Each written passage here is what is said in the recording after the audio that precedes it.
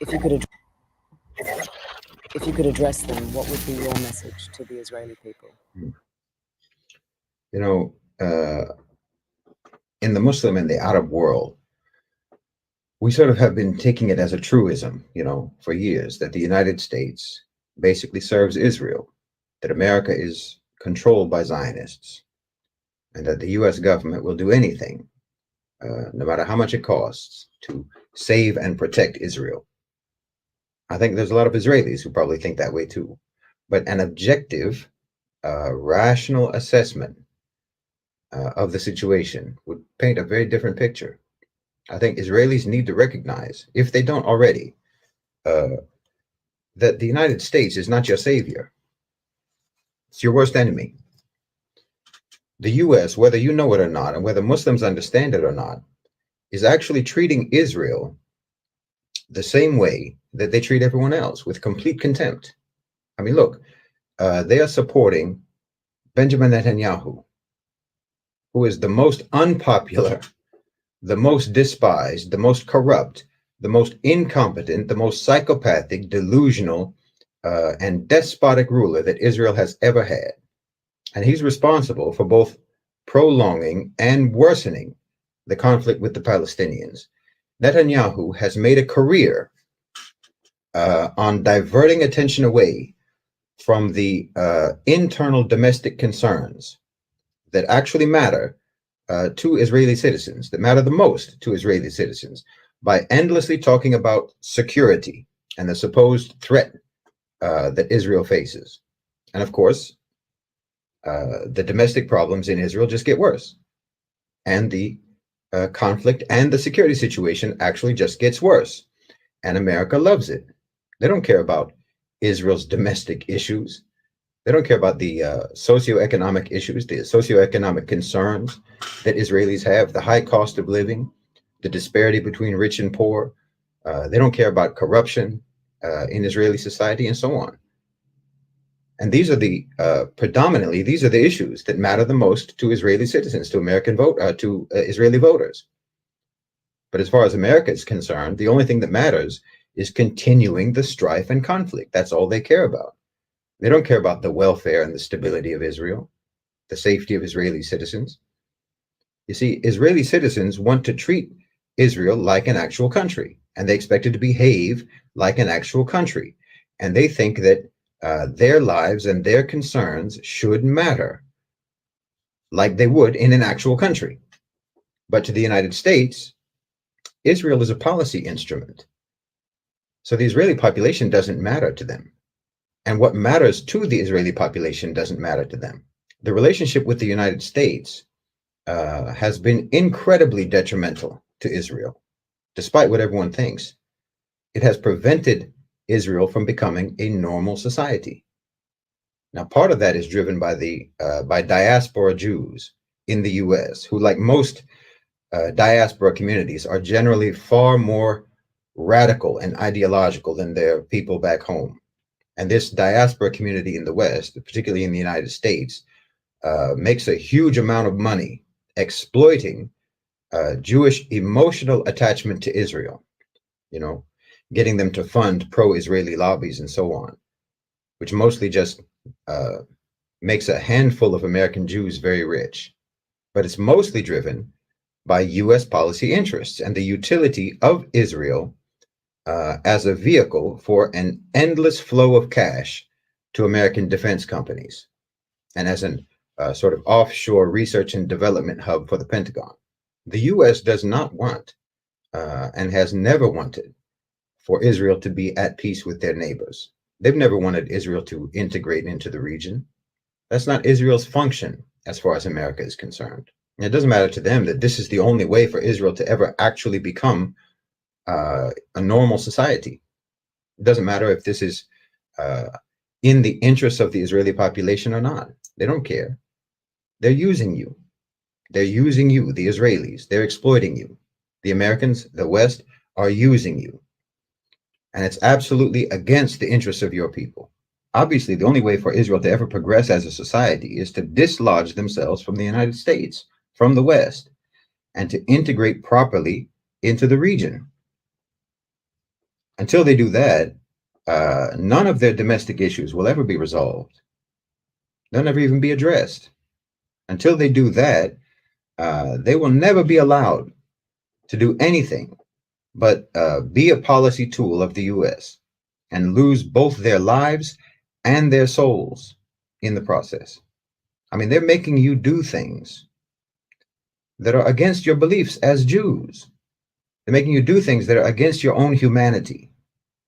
They're pushing you to do things that make the world see you as monsters. And more specifically, you're being seen as monsters by the people who are in that part of the world where you are.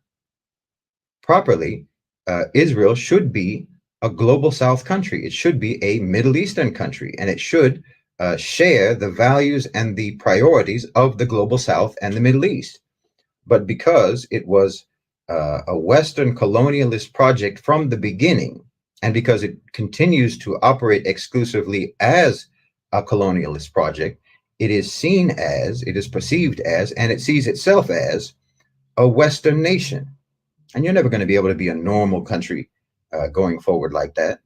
The only real way forward is a one-state solution. Incorporate all of the occupied territories and all of the inhabitants of those territories into one country with equal citizenship rights. Yes, that will mean that Israel will have a Palestinian majority and it will no longer be a so-called Jewish state, but it can become a normal, healthy society. I mean, if Zionism means upholding the right of Jews to live in Palestine, well, no one ever said they didn't have that right. No one ever had a problem with that, certainly not the Muslims. But if Zionism means ethnic Jewish supremacy, well, I mean, what civilized person would endorse something like that in the 21st century? There were always Jews in Palestine during the Muslim Empire. And there were Jews in Palestine when the Zionists came, and the Zionists fought against them. But if you want your country to ever be normal, then you're going to have to go back in history and learn from the history of those Palestinian Jews who knew how to get along with their neighbors and who lived peacefully with the Arabs, who lived peacefully with the Palestinians.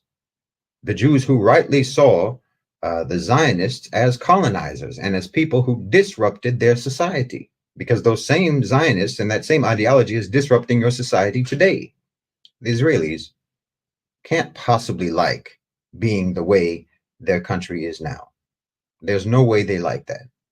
They're human beings. They hate Netanyahu, and most of them blame the government for what's going on right now, and rightly so. But look how opposed that is to the American narrative. You know, look at how at odds the American narrative is from the way Israelis themselves feel, the Western narrative. You need to stop letting America talk for you. They're destroying you. The perspective of the average Israeli is diametrically the opposite of what the Americans are saying. I mean, look at those kids at the rave when the Hamas attack happened. And remember that military service is compulsory in Israel. So that means that all of those kids at that rave were IDF soldiers at one point. And all those kids have military training, but those aren't soldiers. I mean, even the active soldiers of the IDF aren't soldiers. The IDF of 2023 is not the IDF of 1956 or 1967 or even of the 1980s. These people don't want to be warriors. They just want to live their lives. But America won't let them. I mean, look at the Israelis on TikTok or Instagram. What do you think they would rather be doing with their lives? Do you think they have it in them to, that they're so committed to Zionism that they want to dedicate their lives to harsh, stoic drills and training all day, self-sacrifice, discipline, and so on, in order to make Israel a warrior nation? Well, they'd rather be in Dubai. You know it and I know it. If they had a choice between the path that Netanyahu and the United States wants for them, which is the path of endless strife and conflict and bloodshed, if they had a choice between that or following the path of a one-state solution that would flood that country with Gulf investment, Gulf money, and would allow them to just basically lay on the beach all day smoking hashish, what do you think they would prefer? No, Israel has to detach itself from the US. They need to start looking to the BRICS nations for diplomatic resolutions and solve these problems together with the global South. And they need to send this message to the diaspora and try to de-radicalize those people and stop the influx of crazy settler extremists to their country. That's a destabilizing force in your society. I mean, just like always, the Muslims, the Arabs, are giving Jews a way out of Western exploitation and violence, because that's all the West is doing. If you think about it, if you think it through, you can't possibly be foolish enough not to see that. I mean, we've always heard about how smart Jewish people are. So surely you can see that the West is just throwing you into violence and suffering and chaos. They're just using you. But the Arabs, the Muslims, genuinely want peace and stability, but with justice and fairness. You believe in justice and fairness, don't you? You want peace and stability, don't you? Well, the only way that's ever going to be brought about is when you disentangle yourselves from the United States, honestly. I think you should enact a law in Israel, in fact, against dual citizenship. Don't let anyone be a citizen of Israel while still holding a passport for another country. Then you can weed out, who's really invested in your society and who isn't. I think at least 20% of Israelis, last time I checked, I think around 20% of Israelis hold dual citizenship, and about half of those only live in Israel part-time. They're seasonal Zionists. And these are most likely going to be, the settler types, who are basically sort of a Jewish ISIS, a Jewish Daesh. You don't want people like that in your society. I mean, it will also be from the part-time seasonal Zionists. You also have the business people who have divided interests. You need to weed those people out. They're destabilizing. And you certainly shouldn't be allowed to serve in the government if you have dual citizenship. How can you be sure which country's interests they're serving? Particularly if they're American Israelis, if they hold dual citizenship of Israel and the United States, which country are they serving? I mean, how many of these people in the government or elsewhere, but especially in the government, how many of these people would be willing to sacrifice their US passport for Israel? Not many, I promise you that. Well, that shows divided loyalty. And that's at least one of the reasons why there's so much corruption in your government. Because most of the people are serving American interests. Most of the politicians are serving American interests, European interests. Why, you and I know that Netanyahu is about 95% more likely to retire in Florida than in Israel. So if you can get people who are actually committed to Israel being a proper, normal country, people who are genuinely interested in the welfare of the Israeli people, well, I think you would see peace a lot sooner. And that's obviously in the best interest of Israel. So you need to get closer to the Arabs. You need to get closer to the Muslims and liberate yourselves from being nothing but an American tool in the Middle East, because that's what you are. And that's what they're treating you as.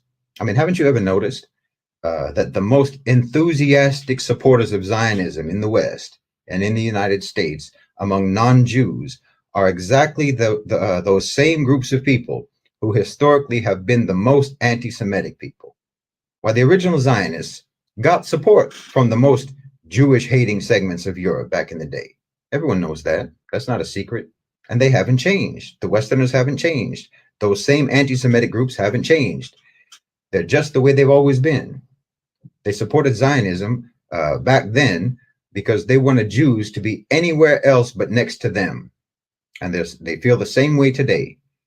And their so-called support for Israel right now is just as anti-Semitic as it has always been. They want to see you in conflict. They want to see you in misery.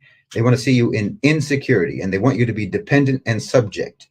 It's nothing but hate, but you fooled yourselves into thinking it's love. You fooled yourselves into thinking it's friendship when they're your worst enemy. They're the same people who persecuted you for centuries, and they're persecuting you right now, just doing it more cleverly.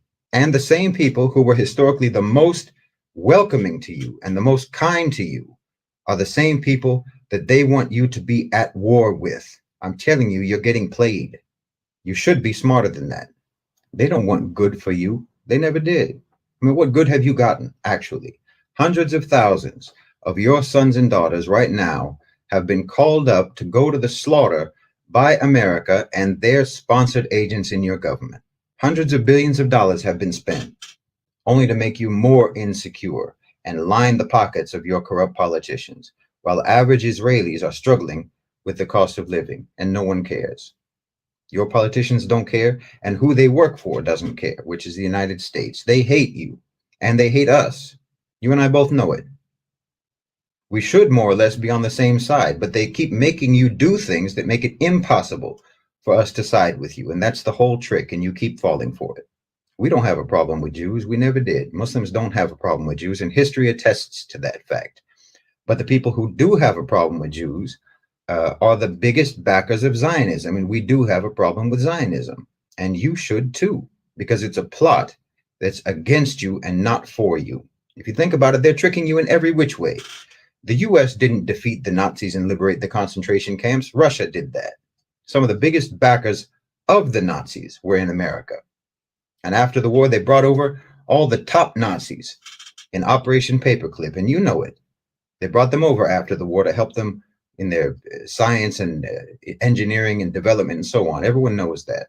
And right now, they're backing an army in Ukraine who literally fly the swastika, fighting against the country that ended the Holocaust.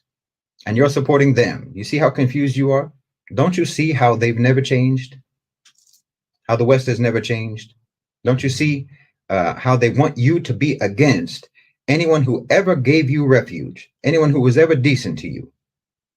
And you still think this is support? You still think this is love? You think this is friendship? They're using you and they're ruining you because they never stopped being anti-Semitic. That's the truth. They never stopped being anti-Semitic. So my message to Israelis would be, stop being led by the nose by anti-Semites and actually make peace with the Semites, with the Arabs, with the Muslims, and get yourselves free once and for all from the United States, from Europe, and from Zionist anti-Semitic manipulation, because it's going to be the death of your country. It's going to be the death of your society. And like I said, it's going to be the death of your souls.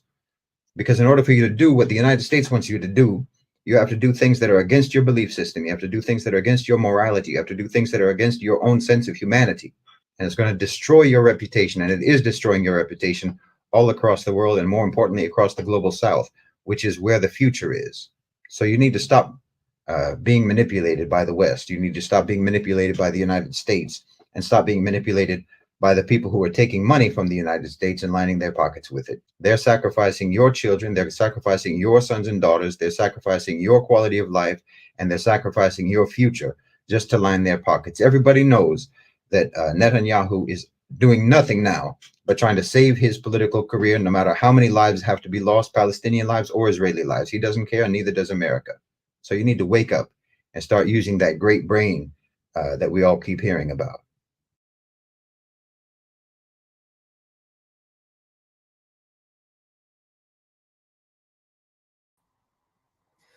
All right. Good afternoon, folks. Once again, this is Frank. I am your host. This is the Revolutionary Repatriation Educational Lecture Series aspect of WCC. Now, the Global South, everybody know this is where the future going to be. Now, today's message is actually for the African leaders. It's for the African leaders and to some extent, African as a whole in general, whether on the continent or whether out of the continent, whether in the diaspora. But the message specifically today is for the Negro Africans leaders. The Negro African leaders, most especially the host Negro of the Africans leader, most especially Nana Akufo-Addo, most especially Tinubu, most especially Macky Sall. This message is not for the Burkinabe president. It's not for the Malian president. It's not for the Guinean president. It is not for the Chadian president. It is not for the Ugandan president. It is not for the Central African Republic government. But this message today is for the Kenyan president. It's for William Ruto. Today's message is for them. Now, the topic for today says US and EU once again reminds Africans of how evil they are. History with the West did not start or begin in 2023. History with America, history with Europe, history with Asia, it did not begin in 2023. So the message for today is for the host African Negro, Nana Akufo-Addo. William Ruto that we thought he was a savior. We thought he was a messiah. But this message is for him. It's for Macky Sall. It's for the Benin president. It's for the Ivorian president. It's for Tinubu. This message today is for you people. We don't take no side when it comes to addressing the African issues, the African liberation. We don't take no side. We don't care whether you are African. We don't care whether you are black. But when it comes to addressing the African issue in this 2023, this 21st century, we don't care whether you are black. We will address you. That alone, the oppressor. That alone, the Westerner. We will address them accordingly with this generation. Now, I repeat again. The topic for today is says, US and EU once again remind Africa of how evil they are.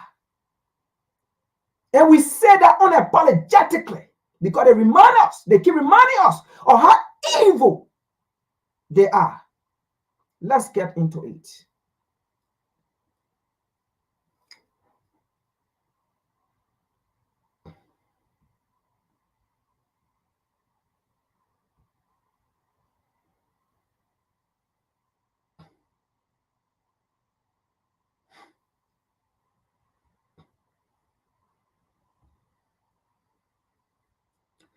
Now, we're going to read just one article today, and the rest going to be video. I hope so.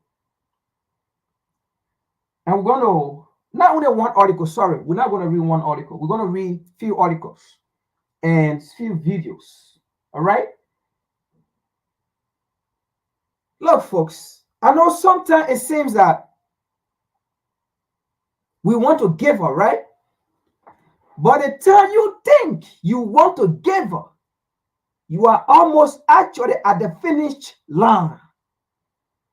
And the time you think you don't want to give up, you are not at the finish line. We are almost at the finish line. That's why it seems that we want to give her, but we will not give her. It says, once we endure at the end, and we will get at the end. We will be victorious. We will, and we will be. This is the true African freedoms. This is the true African liberation. The time has come, and we will tell the US, we will tell the EU, we care the F. We care the S about what you do, what you say. We care the F, not. Now, the topic says, US to evade Gabon, Niger, Uganda, and the Central African Republic from trade program. Now, first of all, let me make this clear. Let's take off Gabon.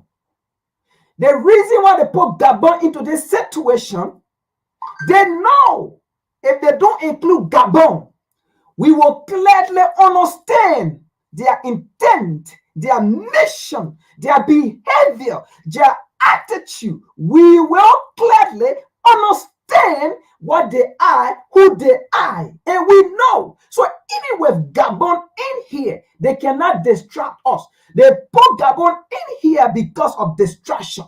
But we know the government of Gabon, it was instilled by the US and EU influence. It is their government in Gabon to protect, because we know the removal of Ali Bongo, another relative, was instilled to protect the Western interests. So you cannot lie to us, throw away our attention by putting Gabon in the midst of those African nations that are fighting for the true liberation. You cannot take away our attention. So Gabon does not fit into this formula of freedom. Gabon does not fit into this equation of African liberation, of African freedom.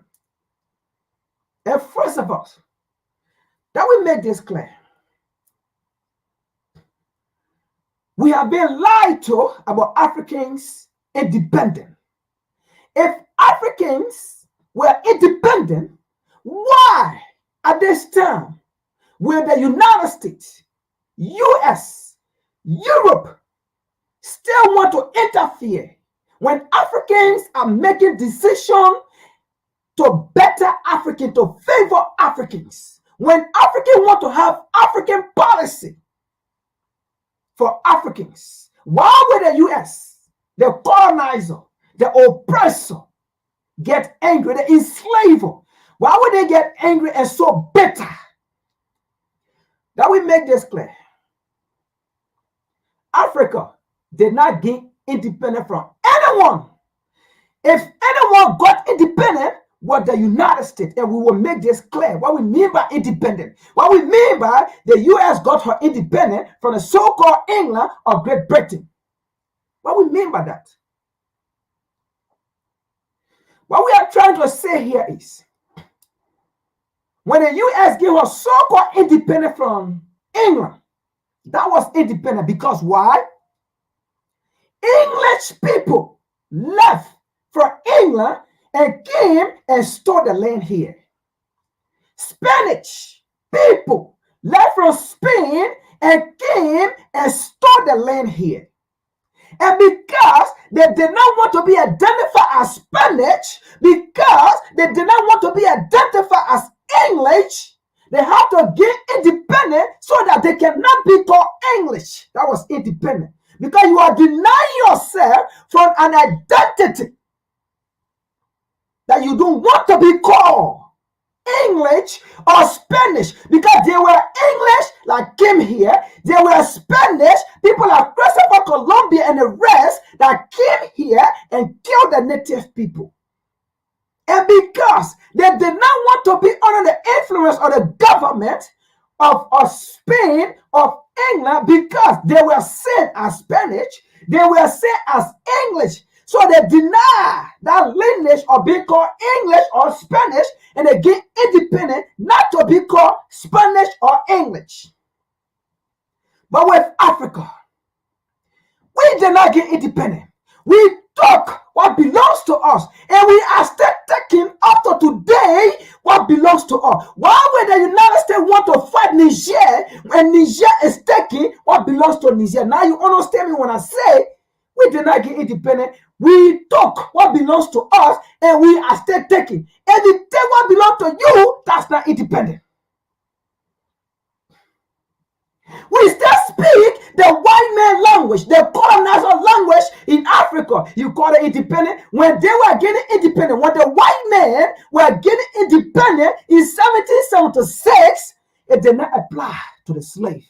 It applied to them. And that independence they were gaining, they denied that they were not Spanish, not English. But when we get our independence, so-called independent Africa, as he called it, did we deny English? Did we deny Portuguese? Did we deny the French as a French-speaking country? We still carry the identity of the people. When they get their so-called independence, they did not carry the identity as a Spanish that was sent here, as an English that was sent here. So we are not independent. We just took our land. And now we are fighting to take back our resources, our mineral resources, our mine, our dam, our water body. That's why now we are fighting to take. So if we take our mines, that's not independent. We are just taking back what belongs to us, that people took from us by force. So let's continue here. At least we got some of that clear up today. We are still fighting to take what belongs to us. If truly true, that was independent. But now we could have denied French or English or German or Portuguese. But we are still speaking a colonizer language, and you call that independent? When they were getting independent, they denied Spanish and they denied English.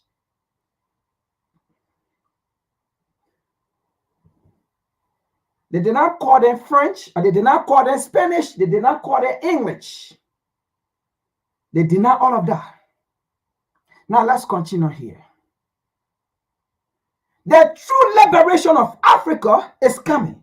So we don't care if the United States want to cut off her tie from those African nations. Those African nations committed no crime against humanity. But they love humanity. They love their people they serve. Because they have seen the suffering, the torturing, the humiliation of their people. They have seen what their resources have done to improve the life of American, the life of European. And they want for that resources to improve the life of their citizens. Let's continue here. Washington, D.C., October 30. U.S. President Joe Biden said on Monday that he intends to end the participation of Gabon, Niger, Uganda, and the Central African Republic in the African Growth and in the African Growth and Opportunity Act trade program. First of all, let me make this clear.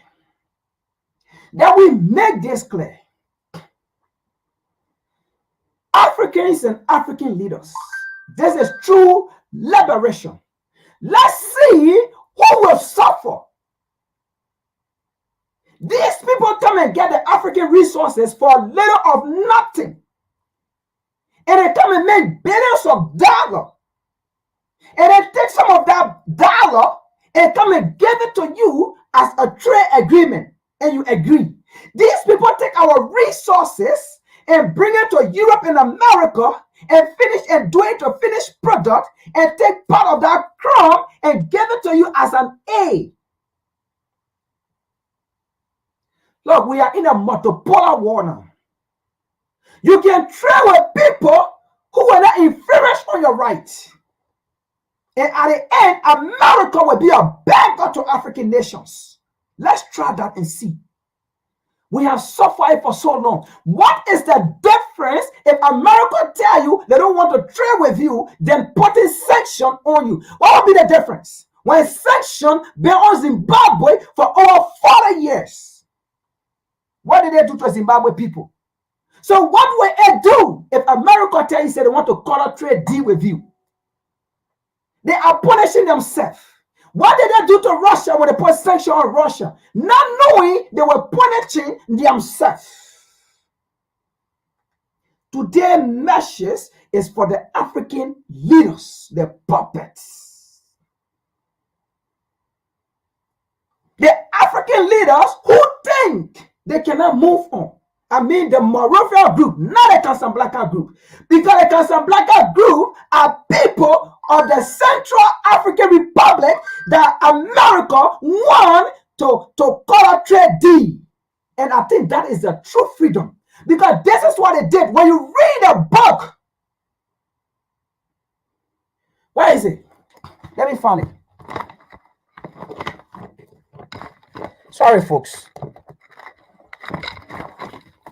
If you read this book here, how Europe wanna develop Africa. by Dr. Walter Rooney. This is what exactly they did. Once a colonizer is still a colonizer, the moment Africans are about to fight for what belongs to them, that's the time the European win and they start destroying everything. They start burning everything.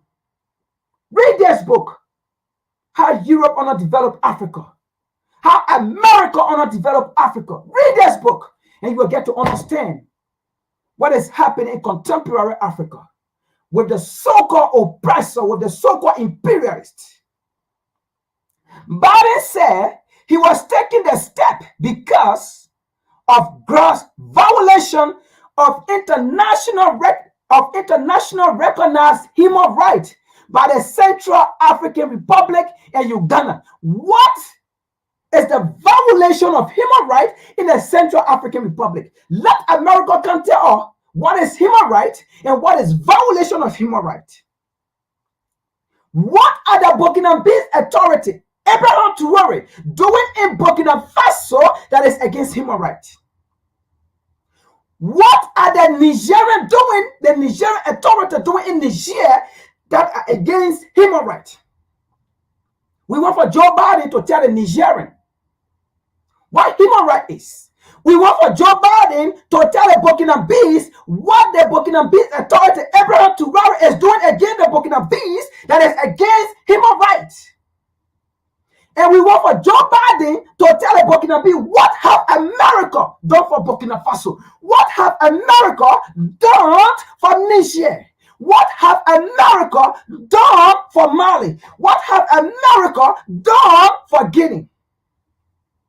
We want to come. We want them to tell us, because when they see America that told us, they are the one that are training people in Africa to overthrow African government who will not listen or accept American foreign interest and suffrage and demonizing policy. It was America that told us that. They are the one that are training the terrorists. Because if you can train people to take out government who are in the interest of the people, you are a terrorist. That is an intolerant act. We don't have to wait for America to come and define what terrorist is, who can be a terrorist, and who is not a terrorist. That is an intolerant act, and America government, Washington D.C. is a terrorist. If they call people who fought for our independence, who fought for our liberation, that they fair and we're not in their interest, they call them terrorists. Washington D.C. can be a terrorist if you are not in our interest. Dr. King was a terrorist to them. Malcolm X was a terrorist to them. And the more inhumane of these people, Nelson Mandela was a terrorist to them.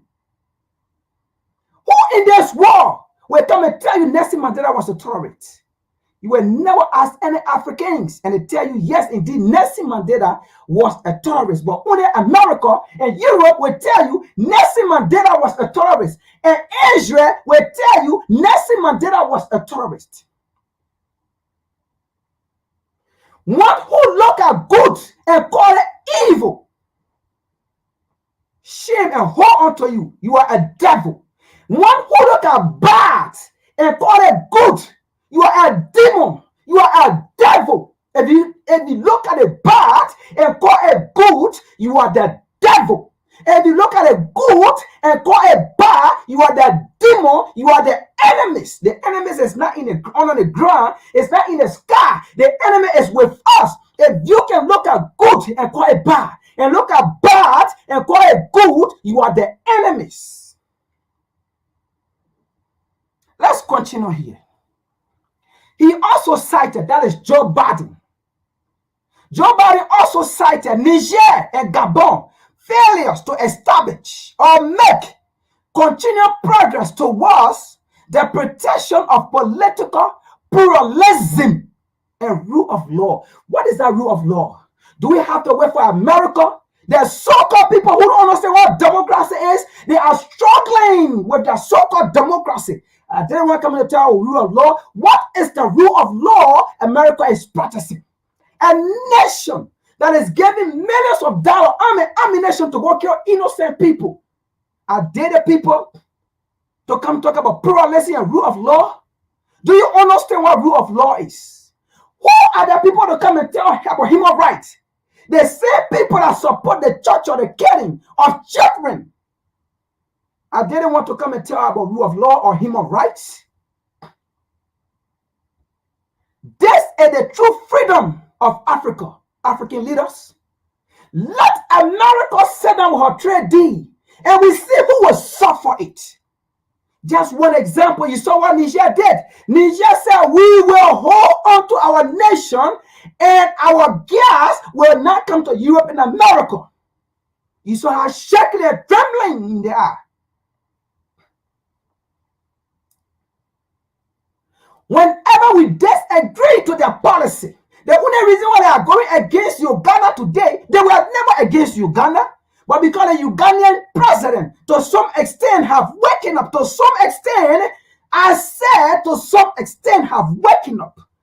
And he said no to the selfish American interest to make a nation, a society, a culture to go against their own identity, their heritage, their belief system, to become gay.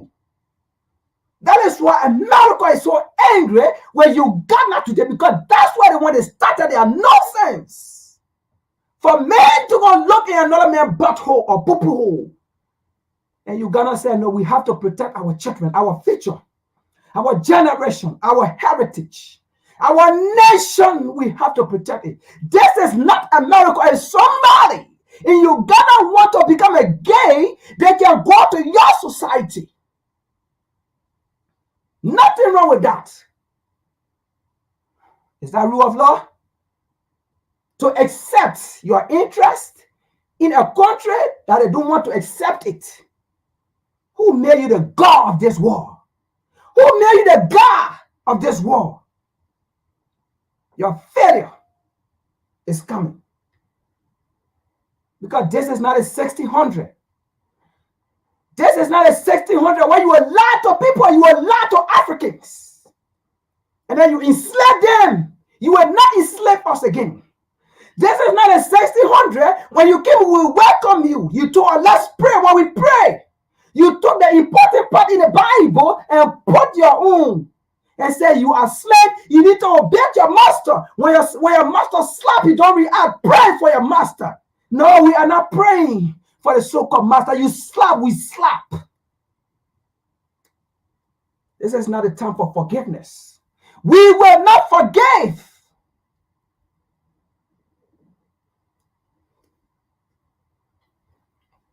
We will not forgive. The God that is sitting there when he comes, he will judge us. We will not forgive. Because you are not someone to be forgiven. We have done it 70 times 7, but yet they stay. You keep doing it to us. And then what the Bible says, you can forgive 70 times 7. But he did not say, after you forgive 70 times 7, and it keep happening, you should still be forgiven. It's not in the Bible. Yes, it's there, forgive 70 times 7. But we cannot forgive you 70 times 7, and you still keep committing acts. No. No, he wouldn't put there 70 times 7. And after that, we're not forgiving. That's why he said, one who led by the sword shall be led. One who killed by the sword shall be killed. Because he knows, after the 70 times 7, will forgive you and you still continue it. No, we're going to react. Because even God, he's not a God of patience. That's why he cursed certain people in the Bible. Because they did not obey his commandment. He cursed them. So he's not a God of patience. It can come to a limit. He gave up. So how about we men? He's not a God of eternal love. If he is a God of eternal love, he was never going to curse certain people in the Bible to go on a curse. There is a limit. If God have a limit, we have a limit too. Yes. You may say, I don't know what I'm talking. But he did not have a limit. He was never going to cross anybody that you'll go through ship. You'll go through a slave in ship. If you disobey my commandment, if you don't listen to me, because people kept not listening to him. Yet God have a limit to frustration. So we have a limit too.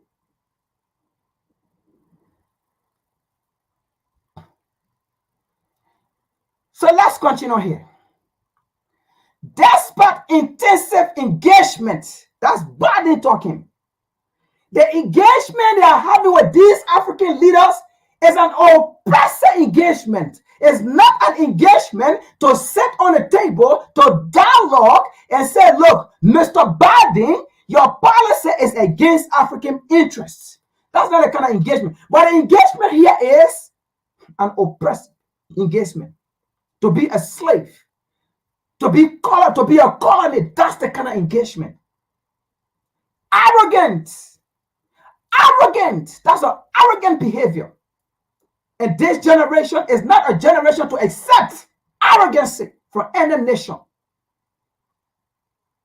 Despite intense engagement between the United States and the Central African Republic, we all know what any kind of engagement, dialogue, productive dialogue that the U.S. have had with any African, how they call it, Central African government. That is solely in the interest of what those Central African government are fighting for. One example, is it in the interest to instill Bazoo in Niger when the entire nation said no? You that say you believe in democracy, you're fake democracy that is called democracy and crassy, where people cry. So that's the kind of democracy in Libya.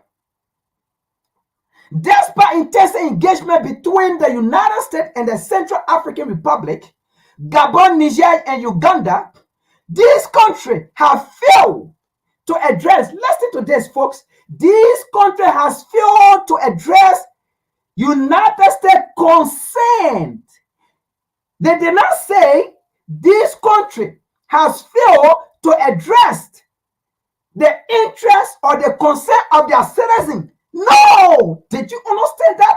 America, Joe Biden, American Congress, American government did not say this country has failed to address the concern, the need of the people. But they said this country has failed to address the need or concern of America.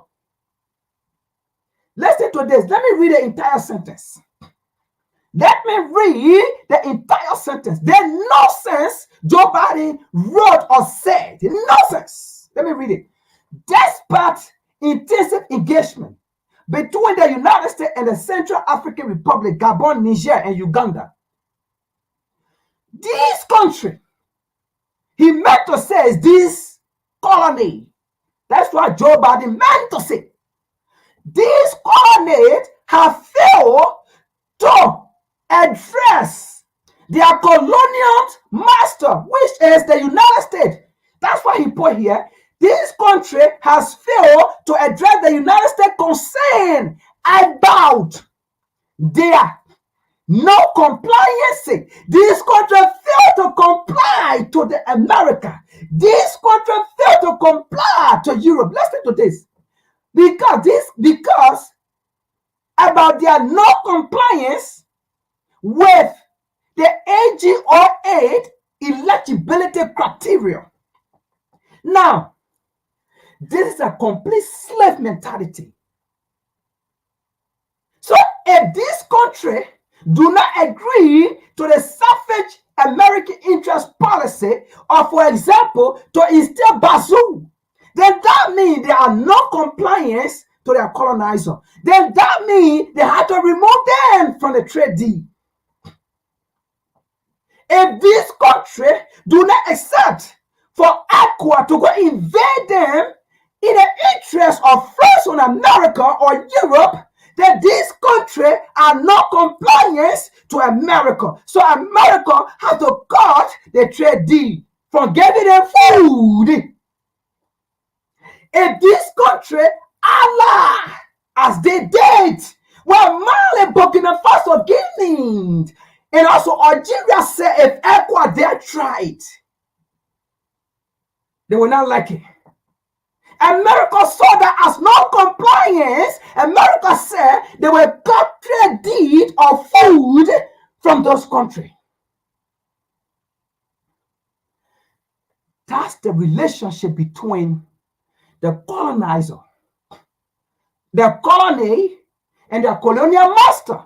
So that is why we are not still independent. We are still fighting for independence. Things that belongs to you, you do not say you are fighting, you are asking the colonial master for independence. No. We are taking it. It's not independent. They fought for independence because they did not want to be identified as French or as English. So they fought for their so-called independence in 1776 not to be identified as English or as French. That was independent because they were cutting away their identity to be as French or English. But we were in Africa, they came and stole our people, they enslaved our people, they came and colonized our continent, took our resources. So we fought back for our independence, our political independence. That's not freedom. We were taking it. And now we are still fighting for our land water body. That's not independent. We are taking it.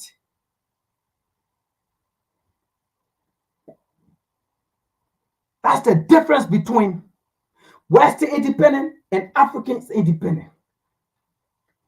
Because the land to whom they say is something, so they say they got an independent, they not belongs to them. The independent, the meaning of the independent of the 1776 was they were no longer French that came from or Spanish that came from Spain to come in the United States or to come here to call the United States and they kill the native people. That's the kind of independent because they were no longer being identified as Spanish. The independent was they were no longer being identified as English.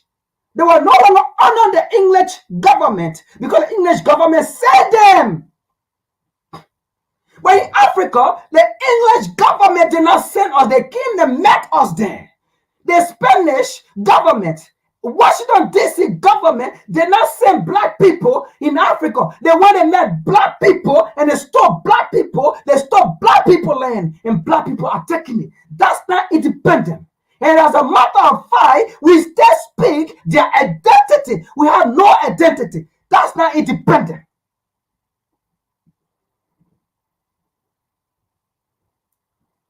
That is why the Israeli leaders in the United States, which I'm going to talk about it. That is why they say the younger generation of America are the problem. Folks, listen to this. We are the problem. J. Hugo said it. Black unity is a threat to them, but in reality, it's not a threat because we are not enslaving anyone. We are not killing anyone. We are not torturing anyone. We are not taking anybody's land.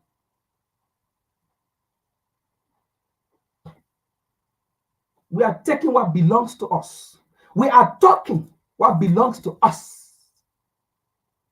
To them, it's a threat.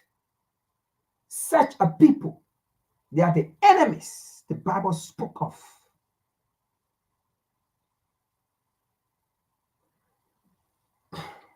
Biden said in a letter to the Speaker of the U.S. House of Representatives, Biden said the intent to terminate the designation of this country as beneficiary sub-Saharan African countries under the AGOA effective January 1st, 2024. Look, folks, isn't that is an independent for us? Because one who feed you, control you. If your eating pot is in somebody's house, the person control your movement. The person control how your belly should be filled. If your eating pot is in somebody's house, according to an African parable or proverb, if your eating pot is in somebody's house, that person control what you should eat, what you should not eat, how many food should go into your belly.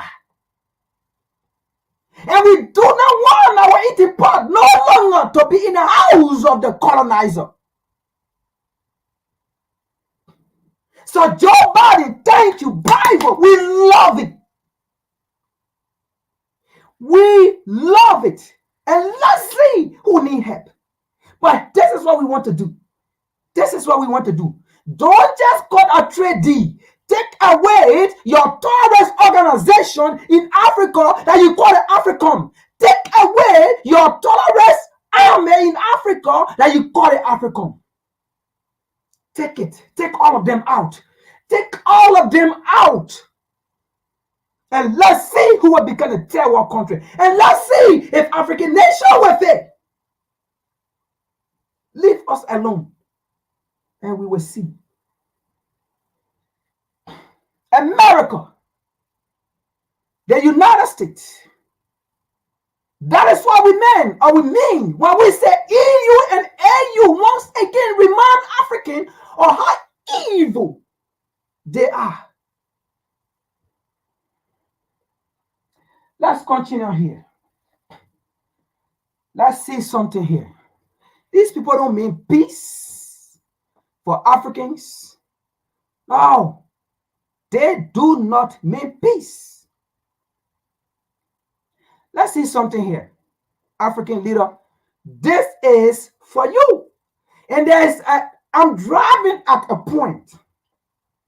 I am driving at a point. Folks, the Liberian election have just ended. We will be talking about that some days. I am driving at a point. During the time, the United States and EU said, ECOWAS should invade Niger. It was the Liberian president, George Weah, who stood and voted against ECOWAS for them to go invade another African nation for America or France or Europe to benefit. It was George Weah who voted against ECOWAS and said, no, we cannot waste African blood for the colonizer, for the European, for the oppressor. We cannot waste African blood. He voted against it. But guess what, folks? They have just removed him. They just went through election. He just been removed. But we are not deterred. We are here to expose any attempt ECOWAS make. Despite, even if nobody is there to veto against ECOWAS. This is a different generation. Nkrumah said the colonizers are not asleep. We shall not be asleep. Despite we listen to the voices of our forefathers, we will not sleep. We will be on our toes. We will not sleep. Because as we speak right now, France or the EU, they have bring weapons of mass destruction in Ghana. Weapons of mass destruction in Ghana and Benin. And the British warship have moved to the sea coast of Nigeria. They were just waiting to remove this government of Liberia. Because in that region, they saw him as a threat because he was against any invasion or war of bloodshed. Because he knew what went on in his country for 14, 15 years. With the same United States Army ammunition that killed Liberian. He saw it. He was the man that fought to bring peace. So he knew what went on in his country.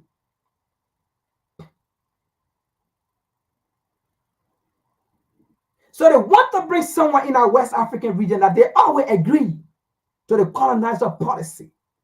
But hold on to them will not work. It will not work.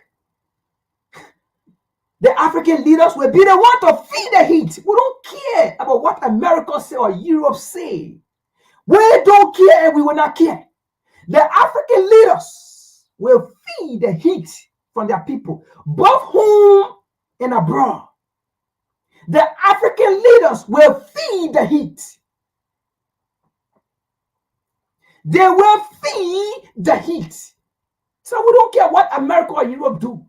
Do what you want to do because they have to do what they can do to survive. They did it to survive and enslave us. And in the year 1515, the so-called Pope of Rome said, the policy we put in to enslave and colonize Africans and work and give us billions of dollars and make us wealthy and make us superior. 1515, the so-called Pope. Your Africans, your Pope, your Christianity. That's what he said. That's what he said.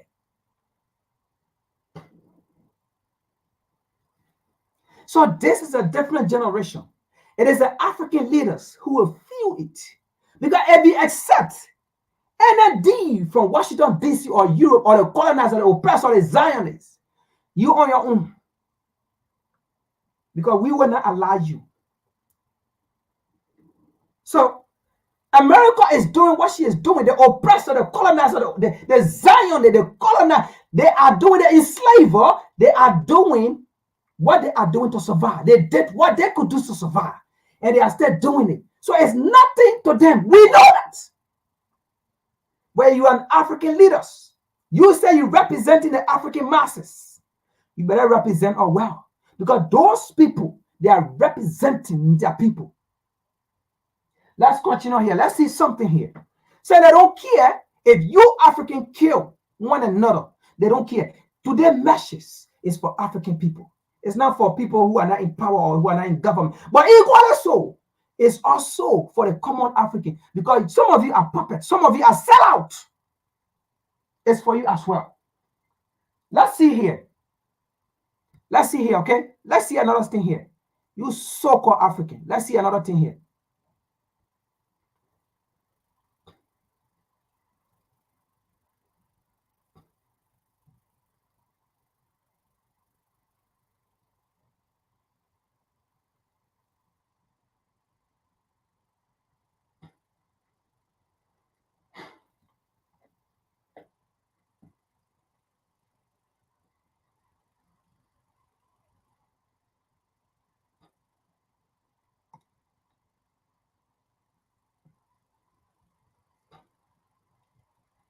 Now, this is what we also mean when we say the oppressor do not care, you Africans, if you kill one another.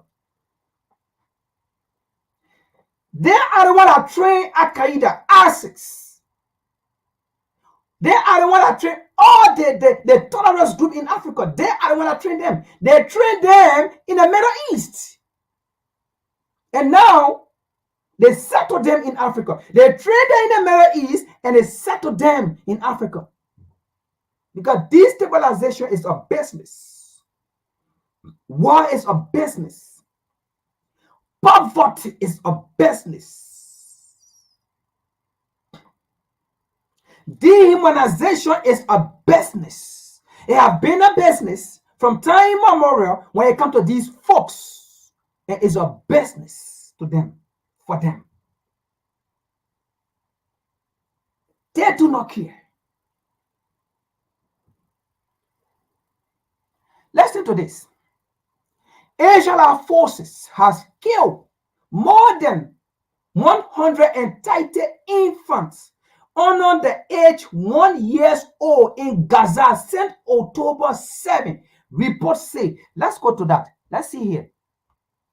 And the reason why we brought this is how Africans die in Africa. This is how people die in the modern days in DRC Congo, in Mali, in Burkina Faso, in Chad, in the Central African Republic. The so-called Joe Biden said that in there, he joined himself, eat burger, okay, and says those leaders in the Sahel region are against human rights. But he sat down and eat bread and burger and eat cheese as his rich.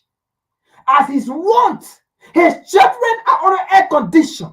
His children are enjoying the best of life, the best of school. And the food they want to eat, the waste food, the spoil food. But children in the Sahel region, that he said those leaders are against human rights. Those leaders are fighting for the children in our place to have better life than the children, just like the children of Joe Biden. To eat better food, just like the children of Joe Biden or Blinken. To go to better school, just like the children of Joe Biden or Blinken. Just like any other representative and senator in our so-called United States Congress. Those leaders, they want the same thing for their children, for the African children, for the African youth, the African mothers to have a better life. Just like your so-called people. Look here, what happened here? Okay? Look what happened here.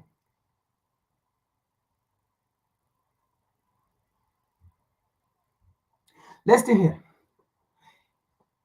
In the Israel attack, all right, 144 babies, Barack Obama said Israel had the right. United States Congress said Israel had the right to dismantle and destroy people in Gaza and Palestine. Kill them. That's what it said. But listen here. And these are the people that these so-called African leaders, Negro, house Negro, listen to go and kill their own people. But look what's happening in this part of the world. In the Israel last attack, 144 babies were killed, including 133 under 1 year old. These children have seen nothing. They have not even experienced the war. Nothing. But with the support of the United States, Israel have murdered these people. But the United States is not calling Israel a criminal, a human rights violation. But people in Africa that are fighting for their continent, their land, their resources, their people, America called them violation of human rights. That's what makes them an enemies to the progress of African liberation, of African freedom, of African self-determination. In the Israel attack, 144 babies were killed, including 133 under 1 year old. 153 1 year old and 153 2 years old. Israel bombed and killed 171 3 years old, 1,527 preschool to primary school age children ages 4 to 13 and 523 high schooler ages 14 to 17. Of the casualty, 2,262 were women and 462 were over the age of 60. The report also said that the identity of 281 of the victims have not been confirmed. Let's continue. 63 UN employees and 36 journalists. The UN Agency of Palestinian Refugees announced on October 30 that 63 of its staff members have been killed in the Israel last attack.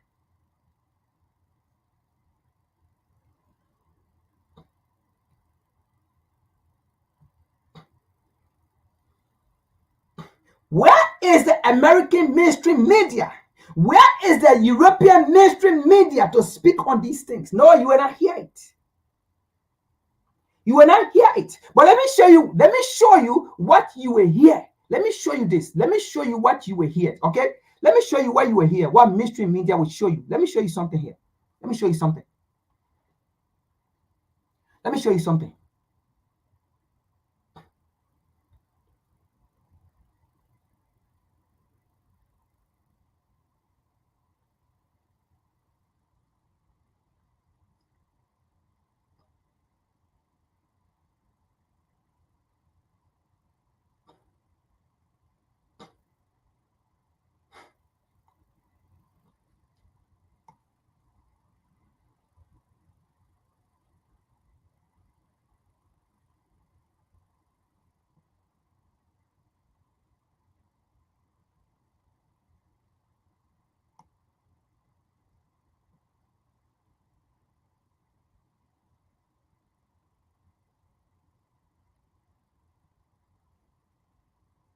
on, folks. Hold on. Why it's not coming up?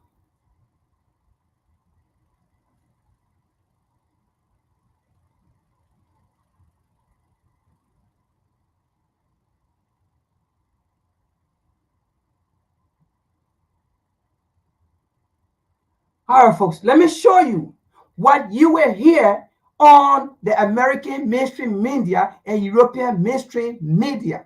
Let me show you what you will hear. Listen to this.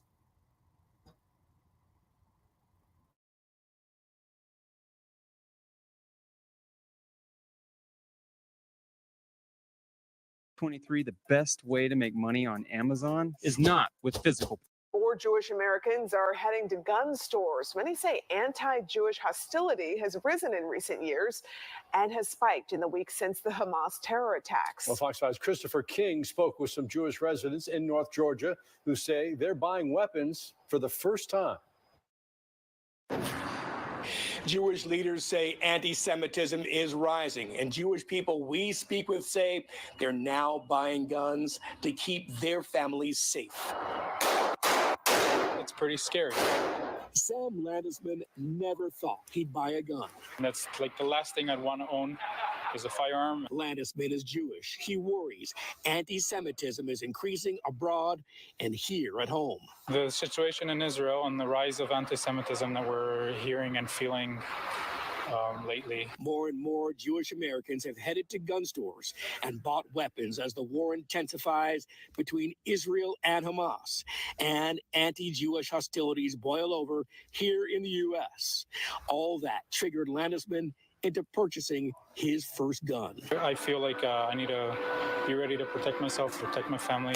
We are seeing Jewish customers buying, their first guns. Todd Whitten is the assistant manager with Adventure Outdoors in Smyrna. I think overall, we're probably seeing about a 30% increase in business. It's a dark and dangerous time for Jews right now. State Representative Esther Panich is the only Jewish American lawmaker.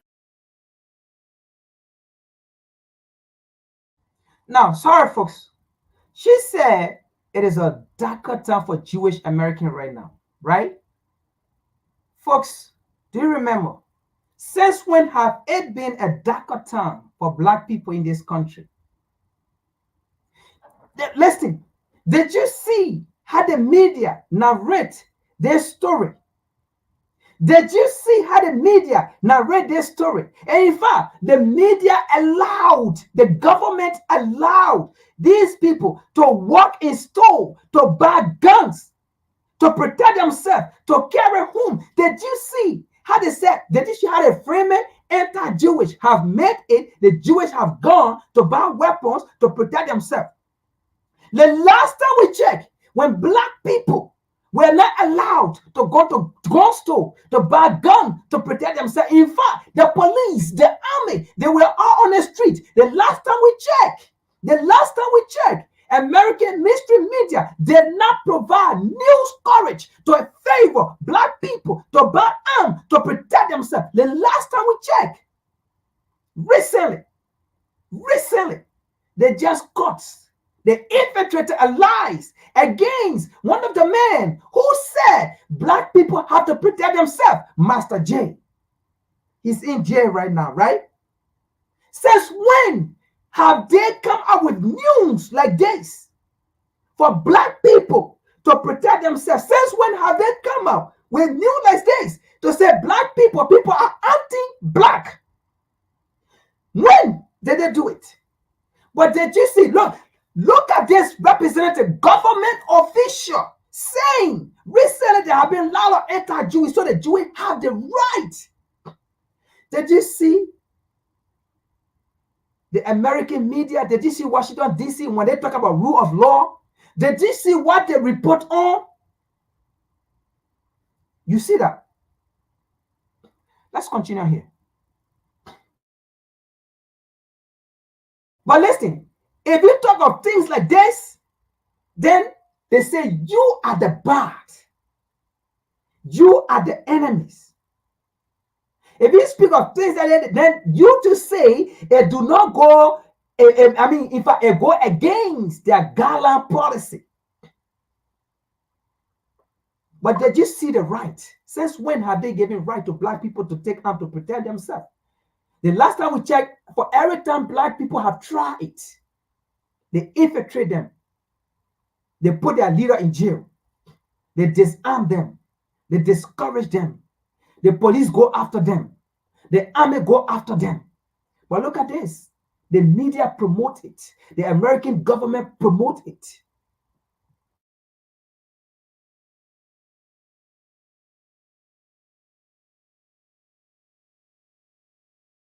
In the Georgia legislature. Panich says anti-Semitism has spiked since the Hamas terror attack a few weeks ago. And now she says American Jews are looking for ways to defend themselves. I've heard from people in the community who are afraid, who have talked about other types of self-defense lessons, including firearms. I have upgraded my weapons training as a result of what's going on. People we speak with say they never thought we'd get to this point, and they hope we never again get back to this point of fear and hostility in our nation. Christopher King, Fox 5 News. Christopher, thanks. All right, just to go back. So that's the kind of thing America, mainstream, European mainstream will bring out. But listen to this. Listen to some of the common people. You know what it happens when black people do the same thing in America here? If you go and check online, everything will be negative about black people. Listen to what they say here. This other person said, I think they call him Brandeis. Brandeis said, good for you guys. You have every right to protect yourself. Good for you guys. You have every right to protect yourself. And another person, soft box said, the last few years have proven how smart. Did you understand that? The last few years have proven how smart our founding father were to include the right to have gun. Since when? The last time we checked, when black people did the same thing, people said their founding father did the wrong thing. But now, the founding father did the right thing, folks. The 1776 independence was not for black people. But let's continue. The last few years have proven how smart our founding father, their founding father, he said our, but that does, we know who it include, their, right? Their founding father were to include the right, to have gun. Then he said, I hope many have seen the light and now open gun control. Did you see that? Did you see that? Now people embracing it. Okay? Now they are saying it was good their founding father did it. But when black people began to take arm, no, it's wrong. They should put gun control law. We remember at that time they say in fact, gun control law, they were putting gun control law when black people were saying we need to take gun to protect ourselves. The media did not say anti-black. In fact, the media called them thugs for taking weapons to protect themselves. But this, the media did not call them thugs.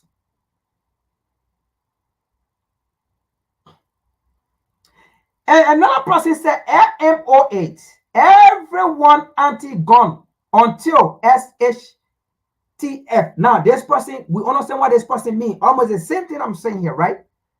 Another person said, I am not even part of the Jewish religion, but he came from a Jewish family. He's still a Jewish.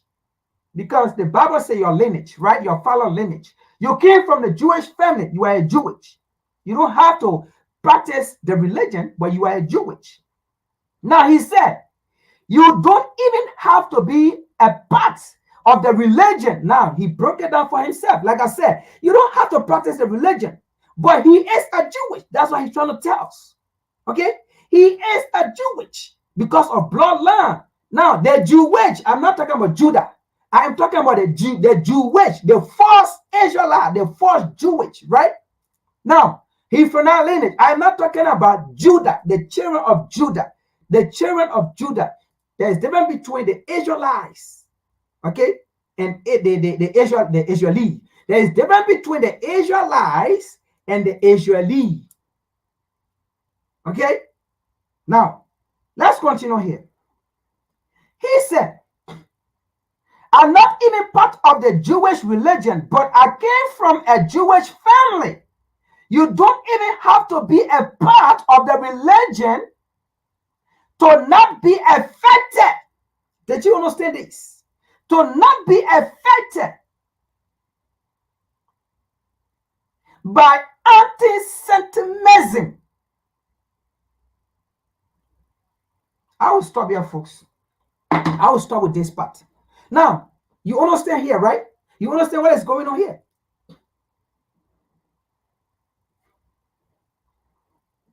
We better know ourselves. We better fight for ourselves. We better unite. We better speak for ourselves in one voice, even with our differences. You see, look, you know what? Let's continue this. These people, the colonizers and the oppressors, they have differences. But when it comes to their interests, they put their differences aside. But only black people, we use our differences to defeat ourselves in the interest of the enemies. The more we use our differences, we fight among ourselves, we quarrel among ourselves, it's in their interest. But they don't do it. Every society have a difference. No society. There is no society that does not have a difference. You guys can even speak the same trap. There will still be differences. But when it comes to that identity, all differences should be put aside. Our oppressors are doing it. Only we, the oppressed, we have not yet learned. Let's see here what I mean. They have their differences, but when it comes to their interest, they put their differences aside. Let's continue here.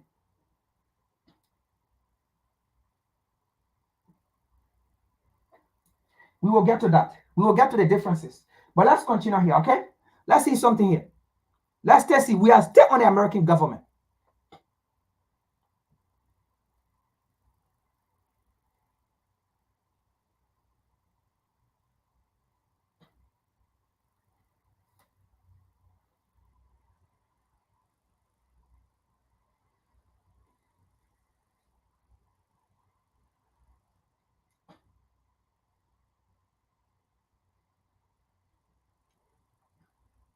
Let's see their differences. We'll come to that differences. Let's see something here.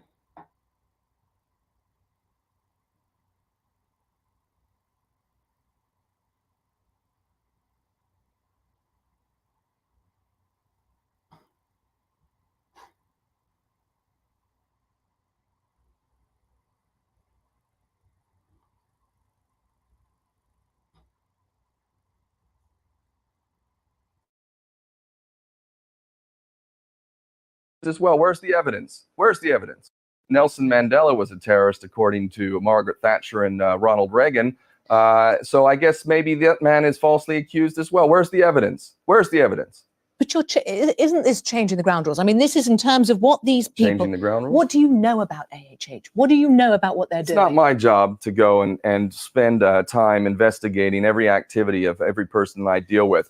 I stand by what I've done. And I am proud to have stood shoulder to shoulder with my brothers from IHH and around the world who did the right thing, and who with refused Hamas? To accept the unacceptable. And with Hamas? And Hamas, you know what? The IRA is now part of the government in Ireland, but they were the terrorists of their day as well. If Hamas had been allowed an opportunity to give the political chance, the political process an opportunity, maybe they would not be involved in violent resistance as they are. But however, they have never been given an opportunity think this is double standards. I mean, just as no double standard. Well, in terms of the way you were talking about what Israel does and what you're talking about Hamas does, people were critical of the IRA when it did what it did, and it was only when it turned to political means that it was deemed acceptable.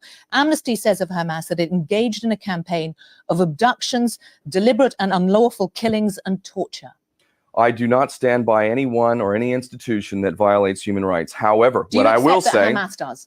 Yes, I do. And I will say absolutely 100% without reservation, I support the right of self-defense without any doubt, I would be involved myself in violent resistance if I were a citizen of Palestine or Iraq or Afghanistan. And if I were a citizen of the United States or Britain and someone from halfway around the world came into my country and started stealing my land and killing my family, guess what? I would defend my country as well. So I absolutely 100% defend the right of self-defense, and I will never shy away from that. I will not join the long list of embarrassments who condemn terrorism while forgetting to acknowledge that the biggest terrorist on the planet is the United States government for all of its terrorism around the world. Israel has a right to defend itself? Absolutely, every country does, and that's exactly why the hypocrisy and the lies of Israel are so transparent. Are you telling me we don't have the right to defend ourselves? When I saw dead bodies on that ship and we were hitting people with bars and sticks, we don't have the right to defend ourselves, but they do they? Hamas doesn't recognize the right of Israel to exist. You know what that sounds like to me? That sounds like the African National Congress and Nelson Mandela refusing to accept apartheid and recognize apartheid. I say that Israel, if it wants to be a genuine partner in any kind of peace, needs to destroy its whole ideology of Zionism. Zionism that makes other people goyim, who do not deserve to be in the Holy Land. That's the real problem. If Israel will embrace every people, including Palestinians, equally, human rights respected across the board, then I would challenge Hamas to change its charter and say we will acknowledge Israel. But until that time, I see no difference between Nelson Mandela and Hamas in refusing to accept apartheid or the Zionist Israeli state. The Israeli government, their first job is to defend their citizens. They have rocket attacks from Gaza. They have intercepted in 2009 the Frank Hop holding hundreds of tons of war material for Hezbollah. In 2002, the Karine A holding dozens of tons of weapons for Hamas sailing to Gaza from Iran. They are trying to defend their right to exist. That is why their argument is it's self-defense. And if you believe that, then I've got some swampland in Florida to sell you as well. If you wanted peace and you carried out the policies of Israel, then you'd have to believe that these people are the biggest idiots ever. It's like America saying it wants peace, yet conducting state-sponsored terrorism in Iraq and Afghanistan. That's a lie. Israel is lying. They don't want peace. Are they lying when they say there was no humanitarian aid on the ship? Israel, to them, and the Zionist agenda is the end of the Zionist project. They don't want peace. It's a lie. It's an absolute lie. And the policies, to any thinking person, reflect that. I can't speak for Hamas. I think that what I do know about Hamas is that they've actually done something to help their people. And they have also, I think, helped to give ammunition to their enemies by violating human rights and not doing everything that they should do to respect the rule of law. I'm not going to sit here and defend Hamas any more than I'm going to defend anyone who violates human rights. However, Hamas has done a lot to help its people, and for that it has to be given credit. And it also cannot be bought. And do you not think that the Israeli people would say that of their own government? They elected it. I actually think that the Israeli government is a reflection of the propaganda that has made the Israeli people so ignorant of the facts. Or defensive. They are under constant rocket attack. They feel that they How many people have the rocket attacks killed? These are glorified fireworks against the fourth largest military in the world with the latest technology and weapons of mass destruction. 3,000 rockets out of Gaza in the last 3,000 rockets that killed how many people?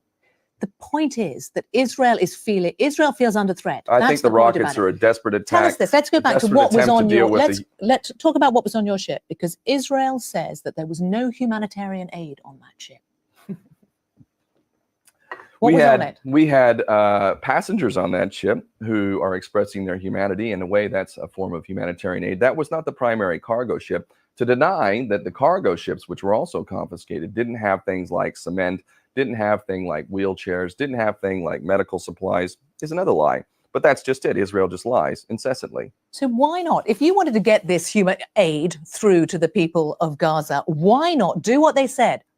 Dock in the port of Ashdod in Israel and allow even an Egypt or an international organization to deliver the aid. Because it would be acting like a fool who believes that Israel has any intention of actually delivering all the aid that you're bringing. They don't allow cement in, they don't allow building supplies in, they don't allow all sorts of things, to the point that you have an unemployment rate that is the highest in the world, a poverty rate that's African levels. You have children who are malnourished and anemic. You have terrible, terrible hardship. Obviously, Israel doesn't want to let all the supplies in that are required. So when Israel conducts this inquiry that it is into what happened, it's a farce and a joke, and we all know that. Even though it has David Trimble and Ken Watkin on it, the Canadian and well, you Northern discredit Ireland. Yourself now, David Trimble, don't you? You know. If they asked you, would you give them evidence? Absolutely. I'm giving evidence right now. I have nothing to hide. Would you go back to Israel to give them evidence? I'm seriously considering that. Because you know what? There are thousands of political prisoners from Palestine, my brothers and sisters who I consider to be my family, who don't have the same opportunity that I do. They don't have that shining light on me. They don't have BBC interviewing me, yet they're sitting there in prison, not having access to their family, and they're my brothers and sisters. So I'm thinking about it very, very seriously, even though I know there is no justice in Israel. Do you fear for your life? You've talked about the fact that you might be on some I hit believe list. I believe in what Malcolm X said. When he was asked, what is the price for freedom? Malcolm said, the price for freedom is death. And if you're not willing to pay that price, then don't use that word in your vocabulary. And did you think you were going to die? Life. Did you think when you were going to die when you were on the Mavi Marmara? No, I thought we need to defend this ship. We need to succeed in this mission. We need to end this blockade. That was what was running through my thoughts. You used to be a US Marine. You've moved quite a long way from that. Thank God for that. You Thank burnt God your for that. American passport. I renounced my U.S. citizenship formally because I do not agree to the terms of citizenship. I refuse to pay into a tax system that's being used to commit mass murder, war crimes, and crimes against humanity. Your anger, how will you use it next? Based on love, and that's why I do what I do. How will you use it next? What will you do I've been next? involved in a project called Aloha Palestine, a social enterprise intending to do safe trade with Gaza, to bring in items counter to what Israel is getting from Britain and the United States, weapons of mass destruction, small arms, and things like that, to bring in safe trade items such as things that are needed for the civilian population to live a decent life. And that is a problem that we need to address in this world, is the absolute lack of the Palestinian people to exercise self-determination, and living on aid is not the answer. So my focus is trade. And if I can't be the director of that company... What about the other side? Because a lot is focused on the import, getting stuff into Gaza. Sorry, folks. I know this video have a lot of messages, but like I said, today's message is actually for the African Negro, horse Negro leaders. Now, that's a former U.S. Marine, all right? But there's one thing he said a lot of things in there. But the last statement he just made here, aid is not a solution to any nation. That's a former U.S. Marine who made that statement. Now, from the first article, where Joe Biden said he's going to evade, call off, okay, trade agreement, and that trade agreement is the AGOA, that's food from the Central African Republic and Uganda, right? Folks, what have it done since 2000 it was funded? All right, what have it done for Africans since 2000 it was funded? But oppression, okay? Oppression, because you depend on them and they tell you what to do. It's not a freedom. It's just a continuation of being a colony in a very sophisticated way.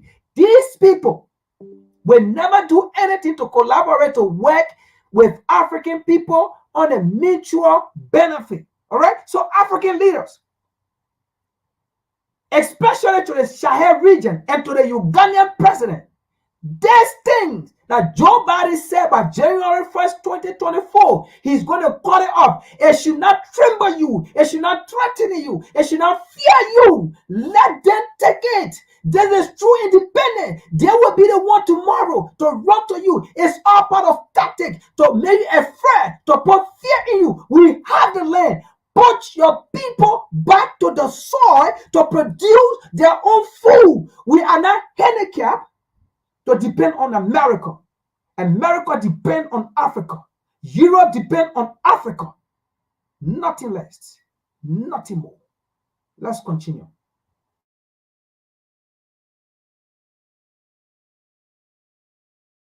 Surely the best thing for the Gazan people would be to allow to export all that they do. Yeah, and they have millions of carnations that they could be exporting, and they feed it to livestock because it's not allowed out. So, is that a security measure from Israel? So what do you do well? next? Is it another trip on a ship in to try to break the naval blockade, which will stay? You know, I have a family. I'm a father. I have a beautiful son, beautiful wife, and I have some responsibility to them, but I have a greater responsibility to the world that I live in.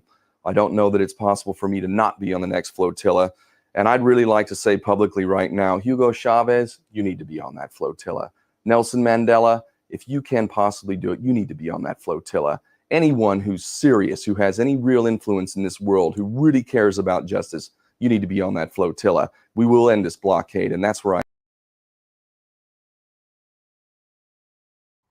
That's it right there. If anybody who want to be on the side of freedom, who want to be on the side of justice, you cannot be on the side of America. You cannot be on the side of Europe. If anybody who's seeking true freedom, true liberation, you cannot be on the side of the Zionists, on the side of the colonialists, the imperialists, the oppressor. How can you be talking about justice? How can you be fighting for justice? How can you be fighting for liberation? How can you be fighting for independence, self-determination? And you are on the side of the oppressor. You are on the side of the Zionists. You are on the side of the colonialists. You are on the side of the enslaver. You are on the side of the enemy. How? That was a former Marine statement. Now, look at this right here. Did you see the attitude of that journalist? Did you see the attitude of this journalist? This as a man that sat in there, who was a Marine, who experienced everything, who saw everything, and is sitting in there educating this so-called journalist. But did you see her arrogance in that building? When it comes to the oppressor, they have one interest. They have differences, but they have one interest. And that interest is to look down, is to oppress, is to dehumanize, is to take it from people by force. There's no negotiation when it comes to the enemies. Enemies do not negotiate. That's why they call them enemies. That's the facts. Oppressor do not negotiate. That's why they call them oppressor. Zionists do not negotiate. That's why they call them Zionists. Colonizer does not negotiate. That's why when they colonized African nation, when they sat down in a meeting for over 6 months.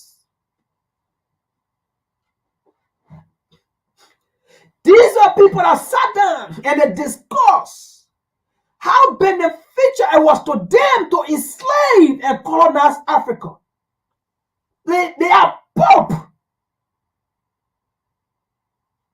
It is something to play fun with. This is a different breed of generation. Let's continue when it comes to the interest of these people. Today's message is for African leaders. I am getting to a point. Today's message is for the African leaders, not all of them, not all of them, but specifically the leader of Africa, Benin, Nigeria, Ghana, Kenya. This message is for them.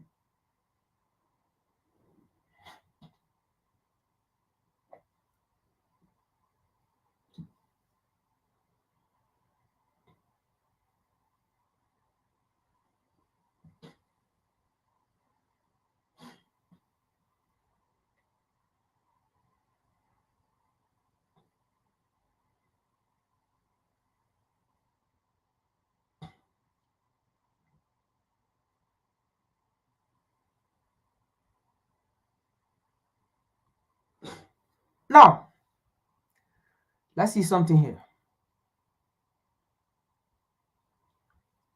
So, these are the NATO nations, right? Like I said, this message is for Africa. African leaders, especially ECOWAS, those that support the invasion of Niger, the ECOWAS nations, like Africa, Benin, Nigeria, Ghana, and lately, another Negro, William Ruto, Kenya, just joined them, right? Since when have the NATO nation spoke against any conflict or war in Africa to say, if this war in Africa escalates, it's going to be bad for Europe or for the NATO nation or for America? Since when? I will wait. I gave you 30 seconds. Maybe you can tap something or you will answer me. I'm talking to the so-called African horse Negro, the slave. Since when have this NATO nation come out to say war in DRC Congo is affecting Europe? War in Mali is affecting America or Europe. It's affecting American interests. It's affecting European interests. Since when? No, it have never. Because war in Africa, it will not affect American interests, but rather promote American interests. War in Africa, it will not affect European interests, but rather promote European interests as it affects African interests. Listen what it said here. On Tuesday, NATO Secretary General Jane emphasized that it is critical to prevent the Israel-Palestinian conflict from escalating into a significant regional crisis. Let's continue here. He said, we must not give up working for a lasting political peace solution, he said, at the 75th Nordic Council session in Oslo, Norway. African leaders, the last time we checked, this is the NATO nation, but the last time we checked, the West African community called ECOWAS, they spoke against African nation. They did not say if war in Niger, it will affect Ghana, it will affect Niger, let's say it will affect Nigeria or Africa. They did not say it, or Benin. But they said they were going to fight the war of their colonizer to kill Africans.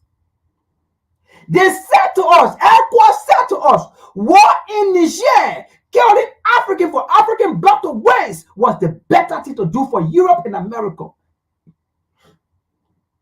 But these are the NATO nations saying it will not be in their interest because they know what will happen. Because the entire Arab League, the entire Middle East, Eastern nation have already said they will unite and they will dismantle Israel. And don't get it twisted. Egypt in Africa is not part of Israel. It is an Arab nation. They are also pledged to the Arab League against Israel. So Israel is in the middle. Let's continue here. African leaders, take notes. When we do this research and bring it, you guys are so dumb and stupid, some of you. You don't stay listening. The moment you see your colonial master, you say, yes, sir. You say, obedient. The same people that break you, afterward, they will come and read a book and say you are corrupt. Don't be surprised, Nana Akufo-Addo. You will see a book written tomorrow about Washington, D.C., and they will say Nana Akufo-Addo was corrupt. The same Joe Biden will tell you you are corrupt and your government was bad. It seemed to be a democratic nation, but it was not. Don't be surprised. Joe Biden, the same blinking the last time you were sitting, talking to him.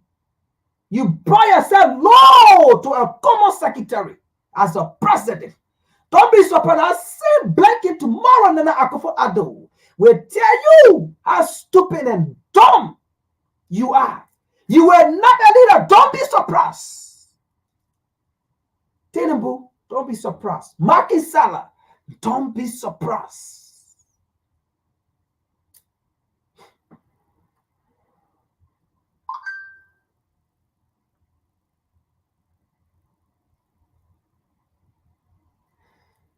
He instilled that NATO ally must continue to provide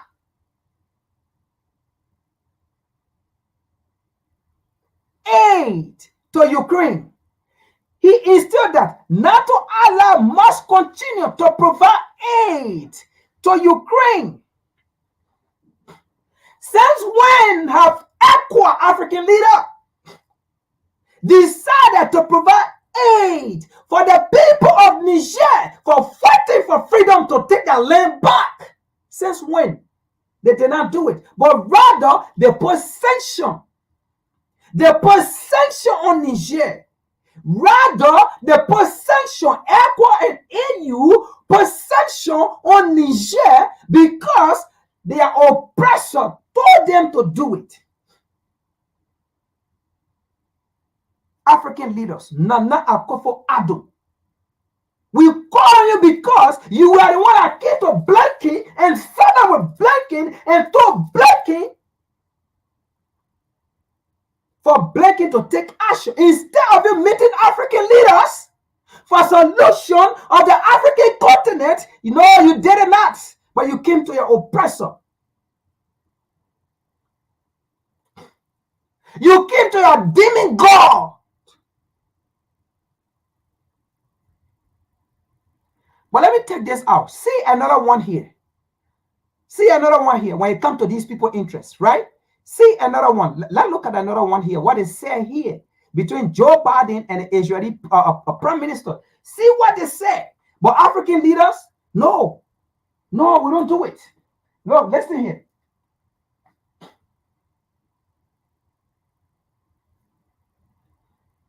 Listen to this right here, right? Listen to this right here. This is the former NATO chief, okay? Javier Solana. All right? Listen to what he said here. Listen to what he said here. He said here, nothing much. Sorry. He said nothing.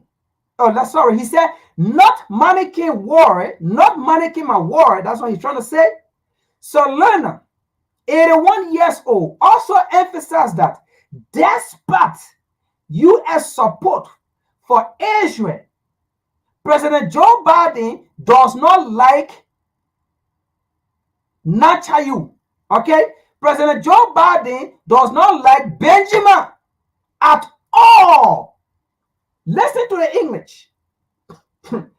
Despite U.S. support for Israel to kill Gaza people, to kill the people in Gaza, to kill the people in Palestine, despite U.S. support, Joe Biden does not like Benjamin. African leaders, whenever,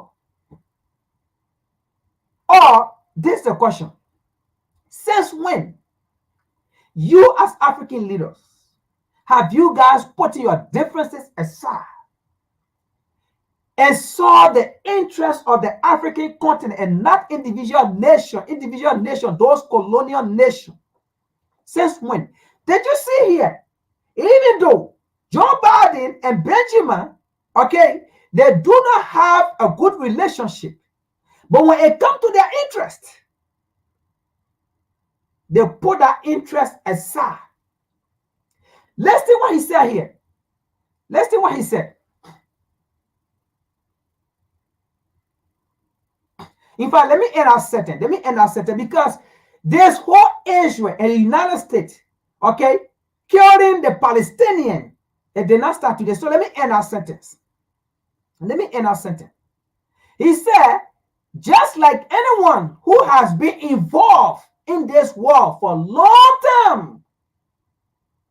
time, America has been supporting Israel to kill the Palestinians. But let's continue here. He also went as far as saying that two of them, Benjamin, the Prime Minister of Israel, and Joe Biden, the two of them are not friends. Did you listen, African leaders?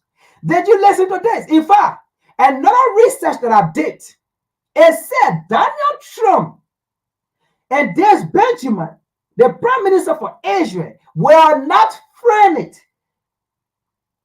Okay? But when it comes to their interest, they don't compromise it. They put their differences aside and work to fulfill their interest. Then they go back to their differences. What is wrong with the black man? What is wrong with the black man? The two of them are not friendly, but they are not enemies. You see here? This is the former chief, okay? The NATO former chief. He's the one speaking. He said, the two of them, and I quote, the two of them are not friends, but they are not enemies. So let me go back to make my point here. Let me go back to make my point here. Let me go back to make my point here. Let me make my point here. Nana Akufo-Addo, I don't know if you and the Burkinabe president are enemies or you have your differences, but you guys are not enemies. You came to the West, to the colonized or the enemies, and you saw Abraham Traoré, the Burkinabe president, to the enemies. You came to the enemies and saw your brother. You came to the oppressor and saw your brother. You came to the enslaver and saw your brother. You came to the colonizer and saw your brother. Despite your differences, you are not enemy. You are president. He is president for the continent. You are president on the continent. He is president on the continent. You are black man. He is a black man. You are African. He is an African. Put your differences aside and do the African people work. They just say the European. They have their differences, but they are not enemies. They are not friendly, but they are not enemies. We don't care what happened between you and Abraham Traoré. That's your private thing. But when it comes to the African continent, put that aside and solve and work for the people of the African continent. Today's Sunday message is for you people, African leaders. It's for you people. We cannot use our differences to fight among ourselves while the oppressors are happy, because we are wasting our energy on ourselves, killing and destroying each other. Instead of the enemy fighting us or we fighting the enemies, we are fighting each other.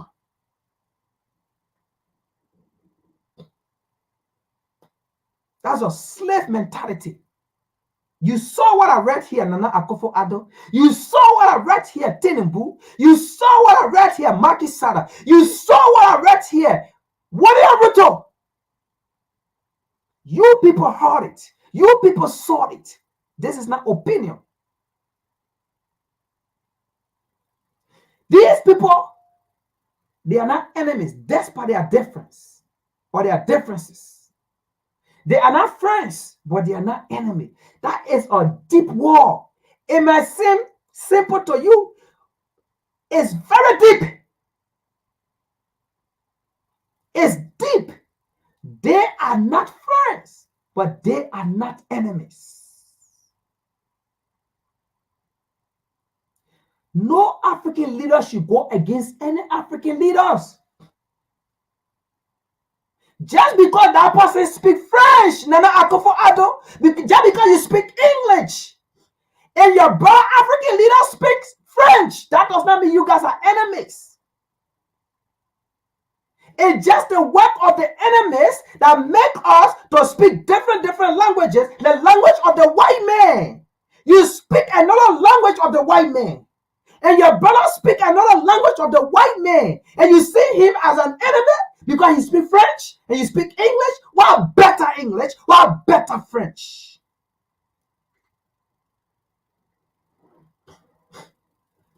That is a Queen language.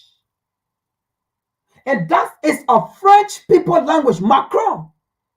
Language of the colonizer should not be an enemy, or should not make us to be an enemy or different.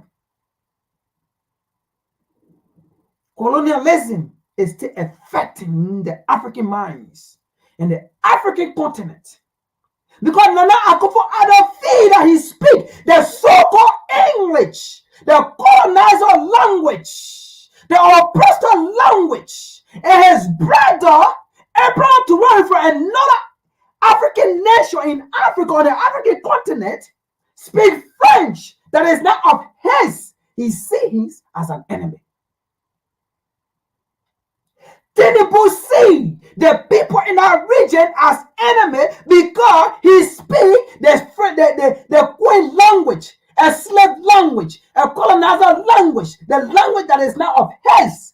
And the people in the Sahel region speak French and they see them as enemy. Even the African president, despite he speaks French. Even the Senegalese president, despite he speaks French.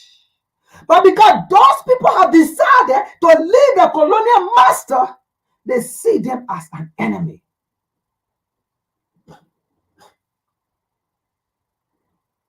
You people are not enemies. The oppressor are not enemies. Despots, they are not friends, but they are not enemies. It's deeper. They are not friends, but they are not enemies. You may not be friends on the African continent as leaders, but you guys are not enemies. Let's continue here. Now, let's continue with a video. I want to play a video, okay? And then we're going to go to the statement of the Israelites leader that Black America is a problem. And we will tell you why they say Black America is the problem to Israel. They are not saying the Palestinians are the problem or the people in Gaza are the problem, but they are saying Black America is the problem to the issue of Israel and also to America. You know why? Because the truth is coming out. The truth are being uncovered. Because of the lack of knowledge, my people perish. And the generation refuse to perish. And the truth are coming out. That is why they say the younger generation of America is the problem to Israel, is the problem to America. Because the truth are coming out. The generation have woken up. It says a day will come when on every streets, on every corner,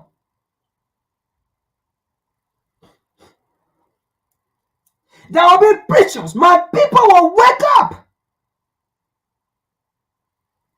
to preach the message, and they will wake up. What have Black America done? That's the question we should be asking. What have Black America done that it is a threat to Israel? What have Black America done that it is a threat to Israel?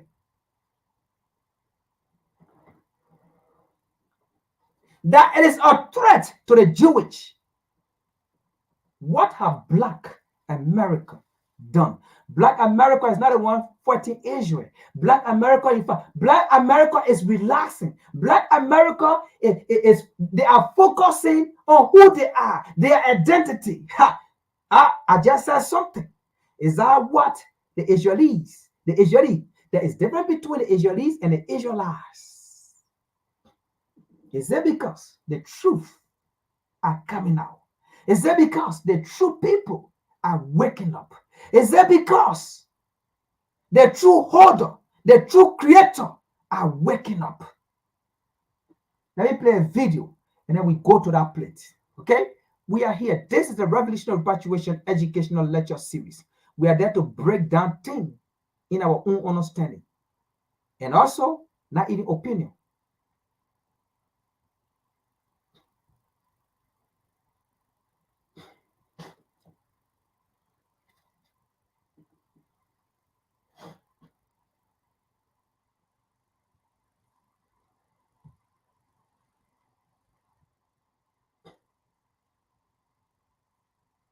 They are confused and we care less.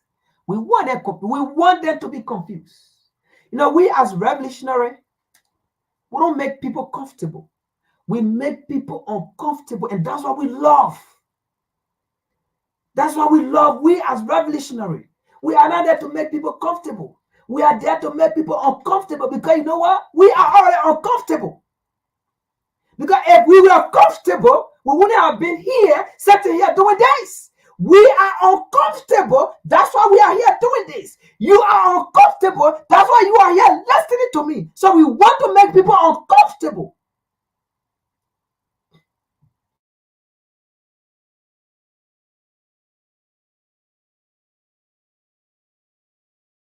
Crimes. Israel commits those war crimes on a daily basis, and the world stays silent. They say Israel has the right to defend itself.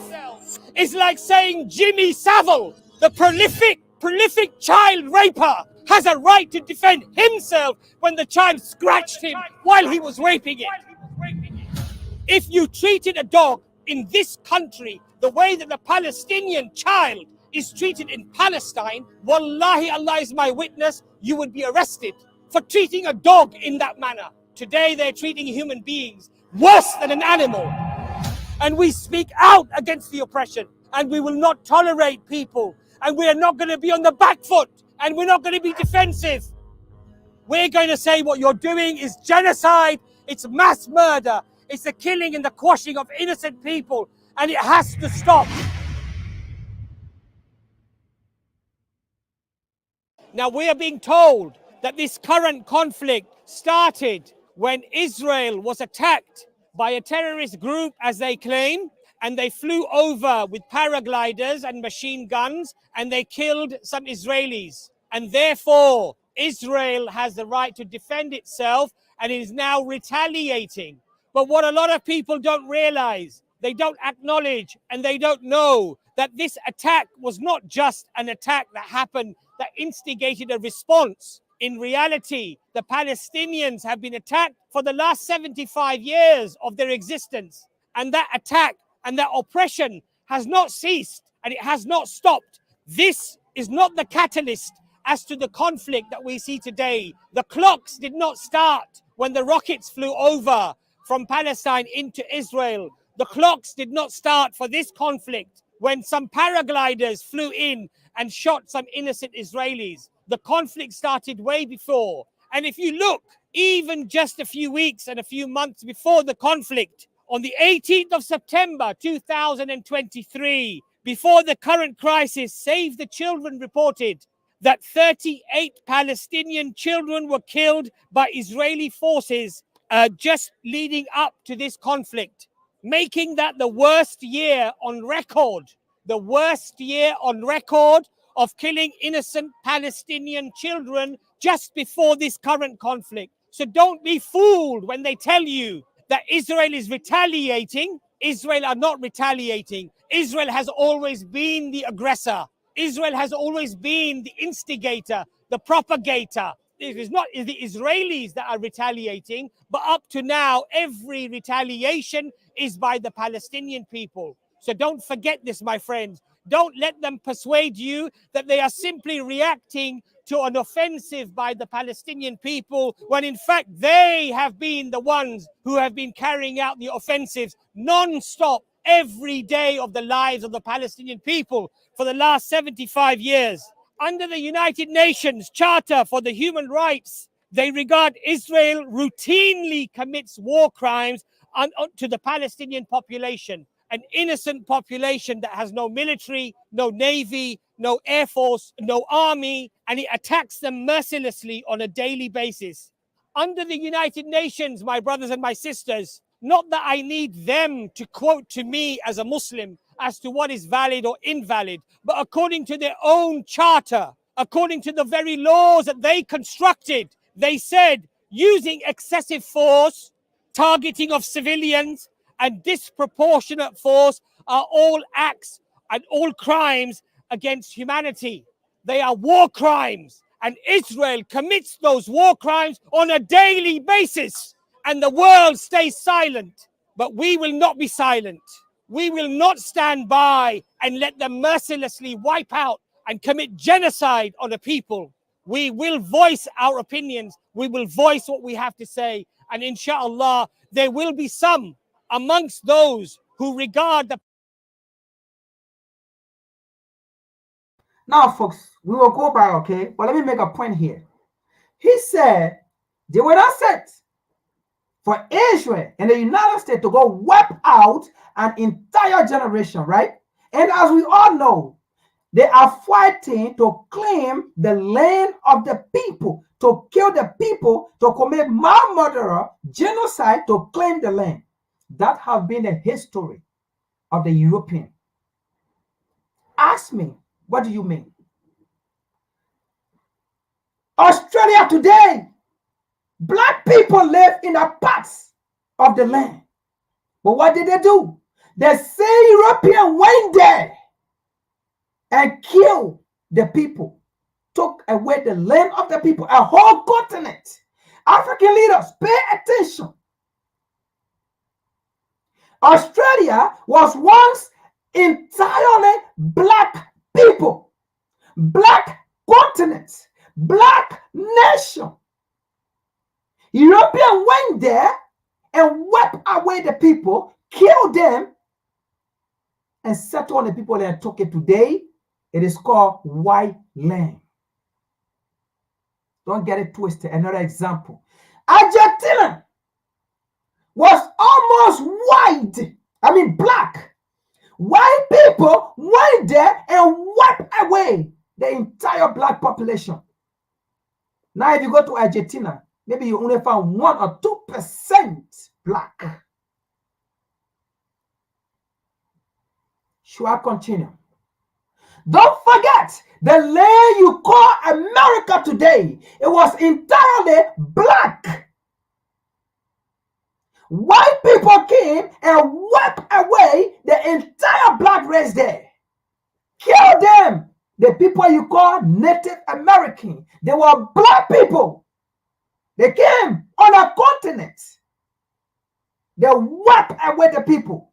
Kill them and settle them and claim it. Don't forget, that includes Canada, North America. That also includes Canada. Today, Canada is a white land. Those places were all black people. Don't get it twisted, Africans.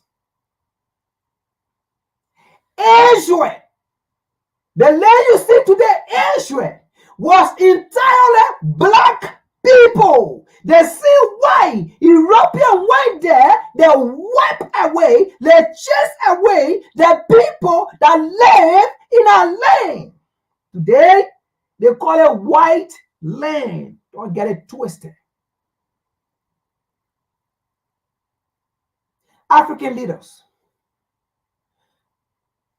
if they did it to these places, North America, a whole continent, Australia, a whole continent.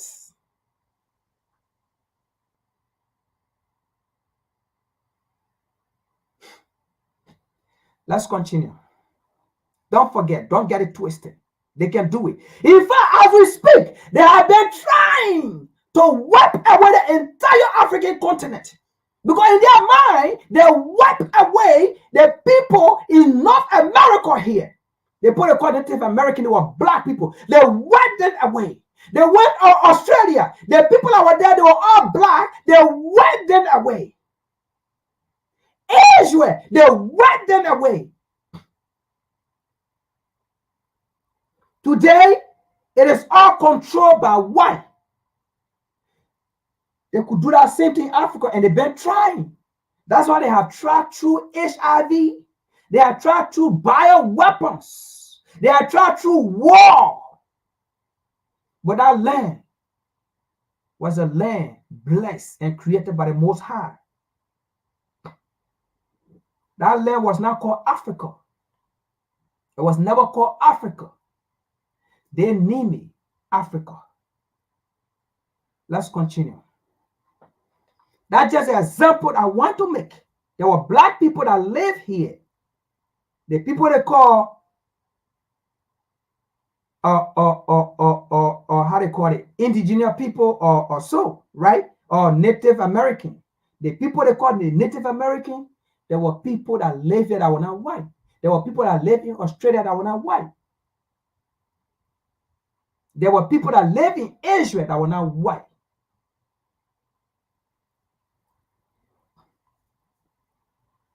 Let's continue. Palestinians to be the perpetrators, to hopefully be influenced by the information that is provided, not just here, but by the countless voices that are out there. If you look, if you don't wish to believe me, because the man is a Muslim, the man is a sympathizer for Islam, he's going to be perhaps presenting facts according to their narrative, then look at their own narrative, my friends. Look at their own narrative. If you study the organization for the Israeli soldiers who are breaking the silence, Breaking the Silence is an organization that catalogs and interviews Israeli soldiers who have gained a conscience and who are speaking out against the atrocities that they are committing on a daily basis. Hear what they have to say. If you don't believe me as a Muslim, believe the Israeli soldiers who are telling us that we deliberately and continuously on a daily basis humiliate the Palestinian people. We attack civilians. Now, let me make this clear again. This video that is being played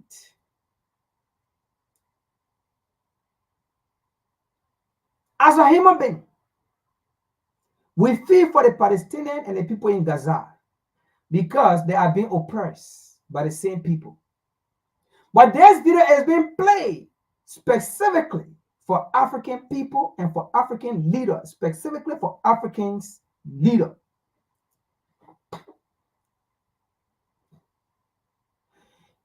You and myself, we understand what is going on in Gaza and Palestine, what's been going on. You and myself, we understand who are the victims, not the Israelis. We understand who are the victims. But this is the same thing, and we understand who are the people who are actually going into help. But we understand these are the same oppressor, the same Westerner, who are going to create a chaos in Africa and then say it is African people who are their own problem. To some extent, last week I said to some extent, we are our problem. But the issue here is, these are the people who will come and cause the problem and then come in that they are coming to help. Come in and say, African people, oh, you are the one. You got bad governance. You got bad leaders. And it's true, we got bad leaders because our leaders fail to understand, still want to be puppets by the same oppressor.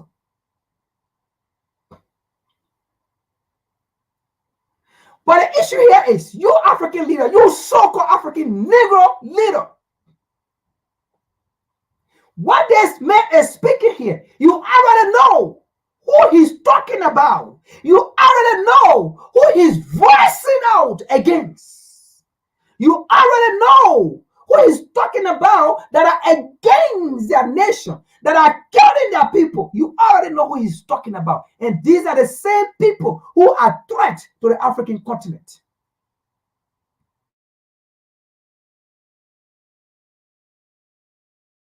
This is their words, not my words.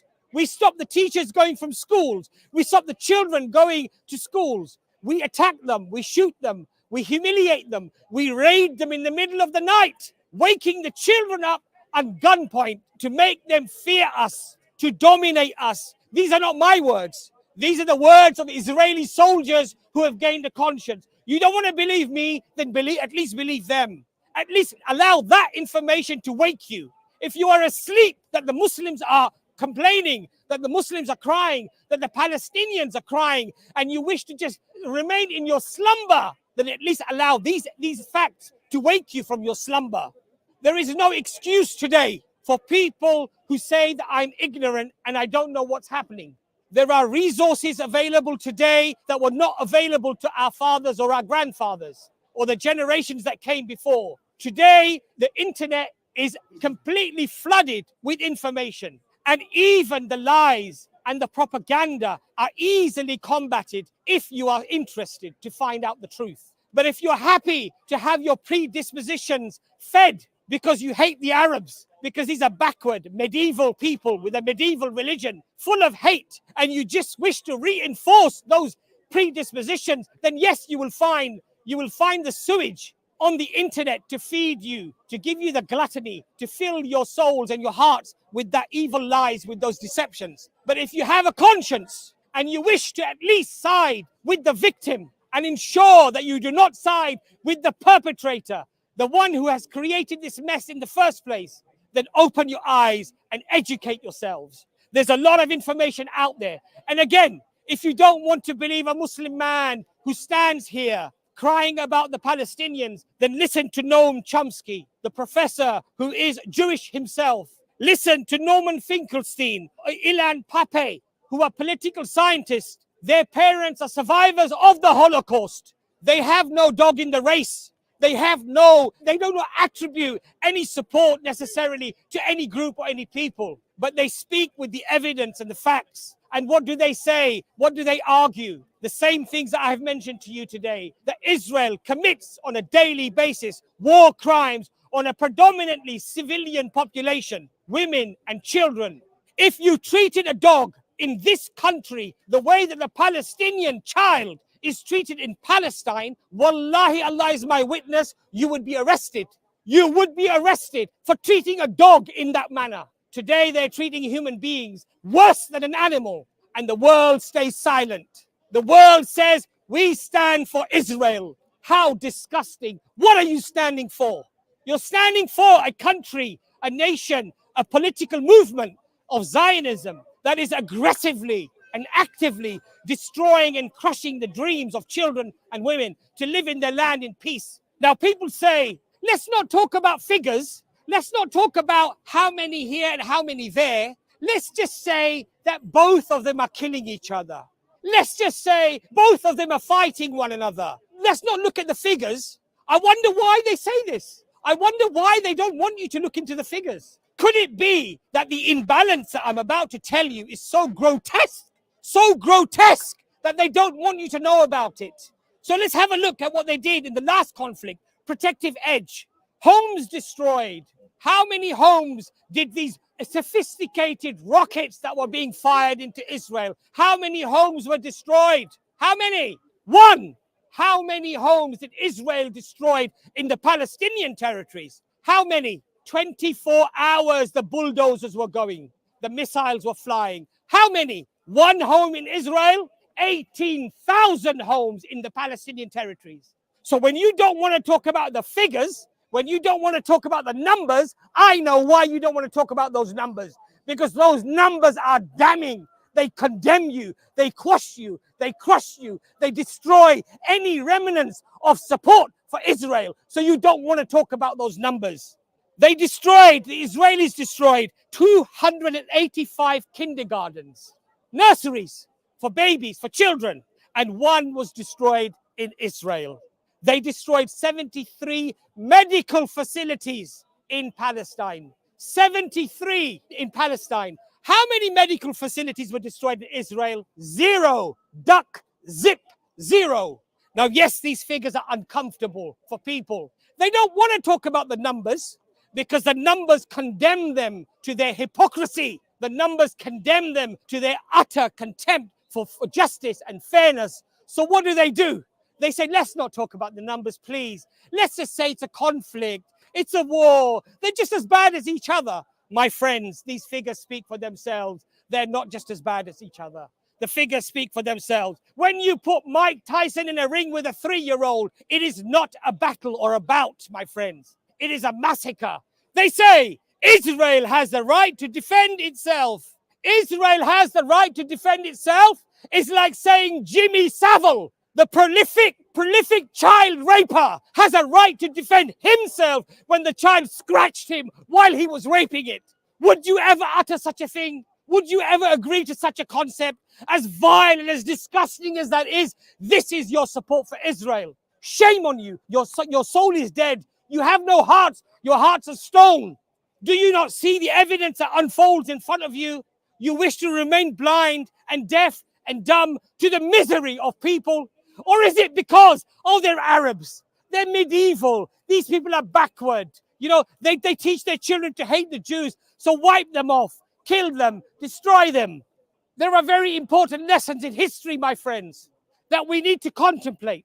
And all those of you who want to hang the flag of Israel off your buildings and on your Facebook posts, just remember one thing, that in history, the supporters of tyranny are never remembered. They are disgraced, even by their own families. If you have a Nazi in your generation, your forefathers, you'll even change your surname. You don't want to be attributed to that scum. One of the other quotes that is very striking by Malcolm X is, if you're not careful, the newspapers will have you hating the people who are being oppressed and loving the people who are doing the oppressing. If you want to do something, then educate yourself, become an activist, speak out against it. Do things that you are allowed to do according to your religion, and don't overstep the mark. And one last message to my Palestinian brothers and sisters, that your resilience and your strength has strengthened our iman. This is dawah for us, because in light of the destruction, in light of the tyranny and the oppression, you are still saying Allahu Akbar. Allah is the greatest.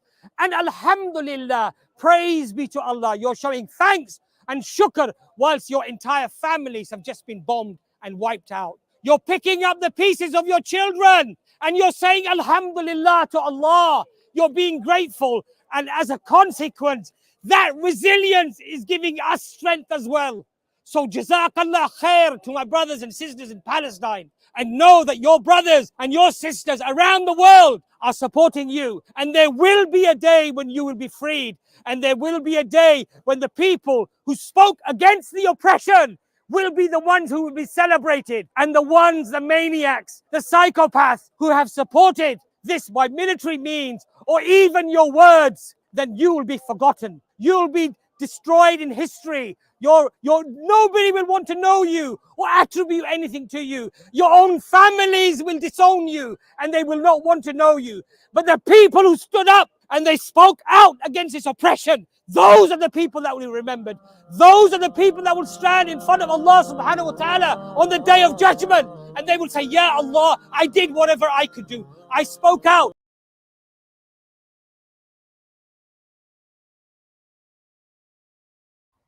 All right. This video will now go into the statement by the Israeli leader that Black America is the problem to Israel, right? Now, you saw the video, what this guy said. Israel's situation is between the people in Gaza and the people in Palestine. But she sat down in America with American leaders, okay? Black America, with the people you call your leader. The Palestinian leader sat down with the people you call your leader. And it told the people you call your leader that Black America is the problem to Israel situation of 2023. And your leader never questioned the statement made by that leader. Think about that. Think about that. The American government did not question the Israeli leader that, what do you mean? Our citizens, our Black Americans, our Black America is the problem to Israel in 2023. What do you mean? But the government of the United States could not protect Black America against that statement made by an Israeli leader. And the leader of America sat down there and agreed to the leader of Israel that Black America, the generation of Black America, are the problem to Israel. Imagine that. Imagine that. Could it be that statement, let's change it around. Could it be that statement could have been made by saying white America is the problem to Israel. The generation of white America is the problem to Israel in 2023.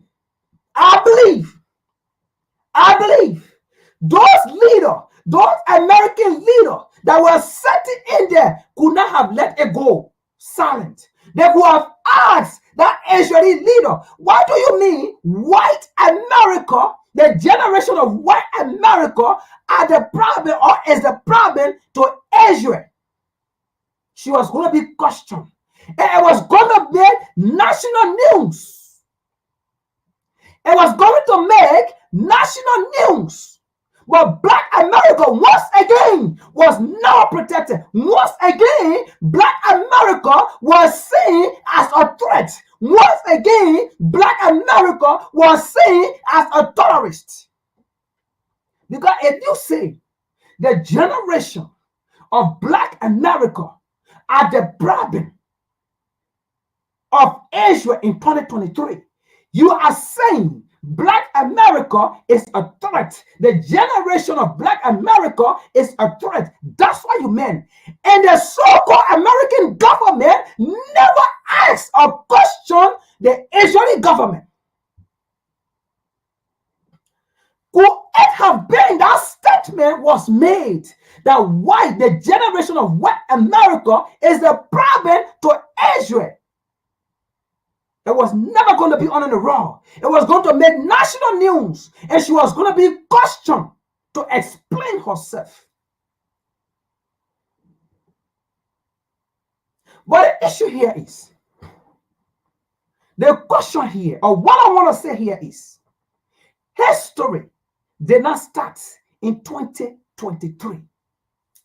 Oh yes, history of Black America, history of the African continent, history of the Black race, it did not start in 2023. Especially the relationship with Europe and America or the West, it did not start in 2023. So don't come and tell us the generation of Black America are the problem to Israel. Don't answer that. Don't say that. We will come after you, not violently, but with knowledge and education. We will come after you with history.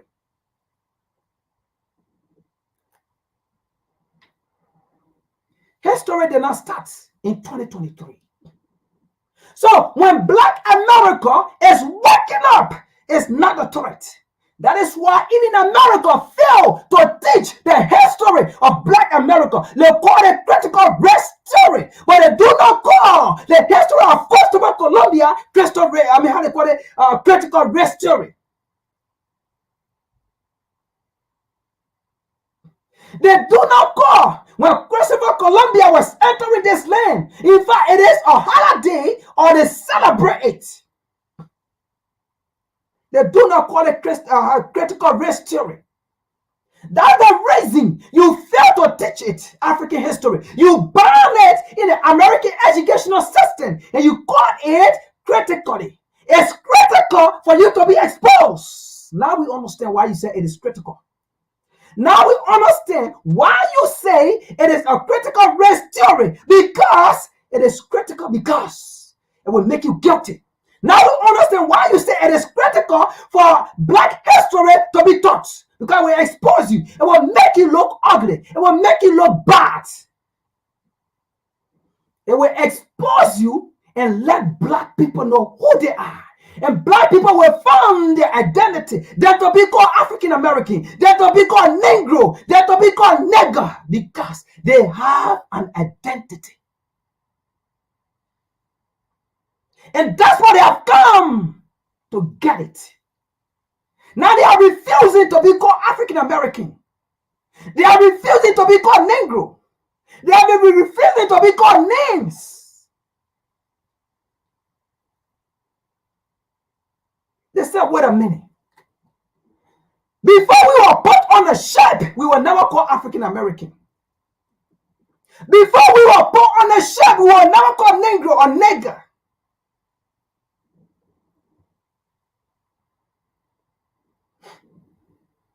Let's get into it.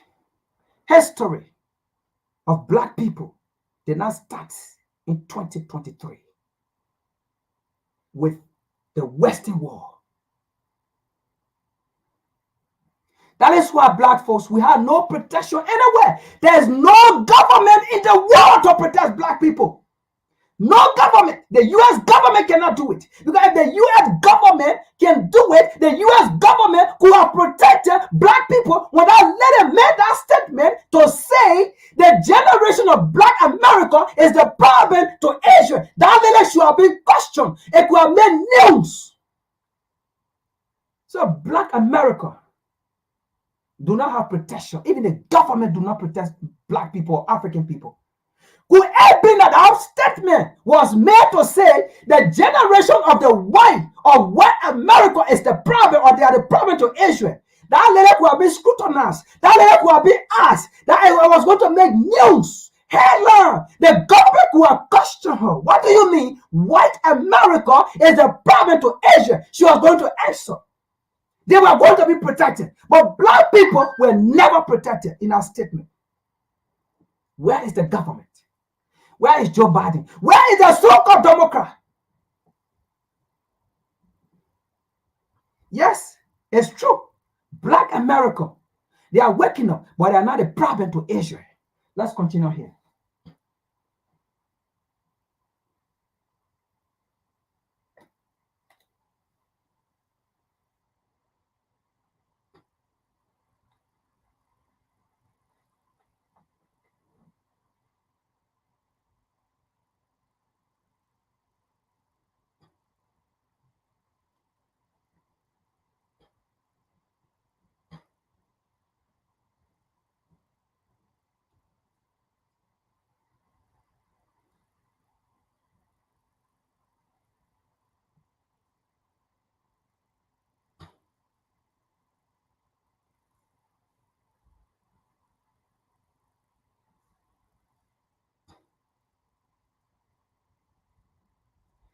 Let's look at the first video here, okay? Because the first thing here, we all have been lied to. That continent was never even called African or the African continent. They name it after them because any area the white men go, the white men discover it and name it after them. So it was never called African continent or Africa. It was never called Africa. It had its own name. According to our dialect. Some dialect call it the Akaba land. In some area they call it the Eden, the Garden of Eden. Like the Garden of Eden in the Bible. In other language, it was called the Akaba land. But the so-called white men came, they discovered African. Because anywhere they go, they discover that land, and people that inhabit that land, they discover them. And then they call it after them. So it was never called Africans. It's still a colonial name.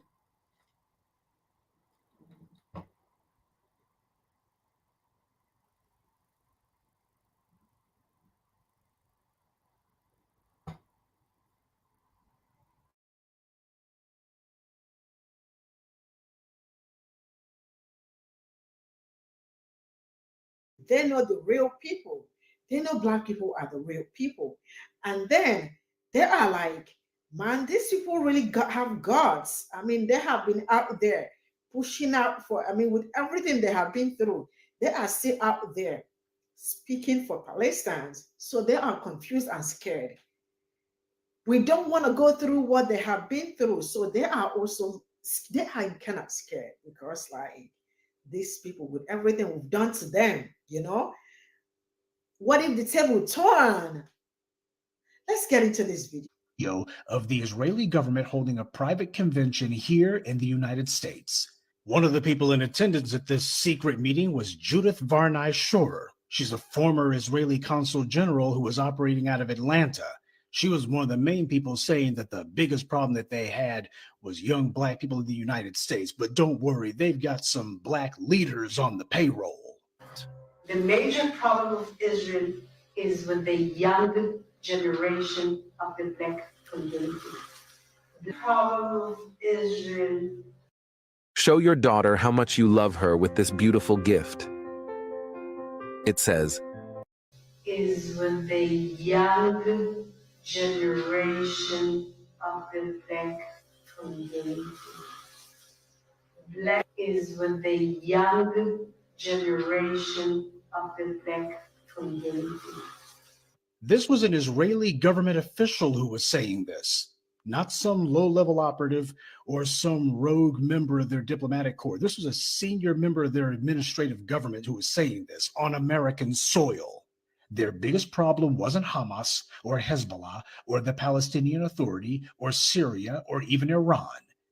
She said that Israel's biggest problem was young Black people in the United States. All right, sorry, folks, I have to cover. Now, you listen to that, right?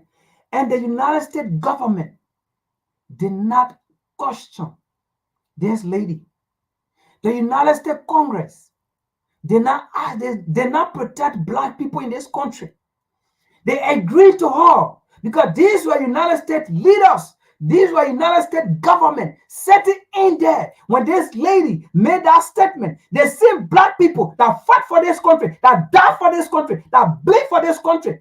But this lady made that statement and she was never asked. She was never questioned because the United States government does not protect Black people. They never asked this lady and it was never published. It's not even on the media. They never questioned her. How can somebody make such statement against a race of people who say they are part of that country, who fight for that country, who sacrifice for that country? But somebody come and make such allegation or make such statement, not even allegation, but such statement against such people. And the leader of that country do not ask. The government do not protect our people. Do you think if this lady was going to say the problem of Israel is the, how they call it, the white generation of America? Do you think this lady could have gone free? Do you think it was never going to be on the media? I'm just asking question. If this lady could have said the problem of Israel is the white generation, boy, the United States government was going to take swift action. In fact, this lady could have been deported back to Israel. I mean, this is not hate speech, because when they hear this, they will say, oh, he's speaking hate. But is this hate speech? No. We do not have protection. There is no government, whether in Africa or out of Africa, there is no government to protect Black people.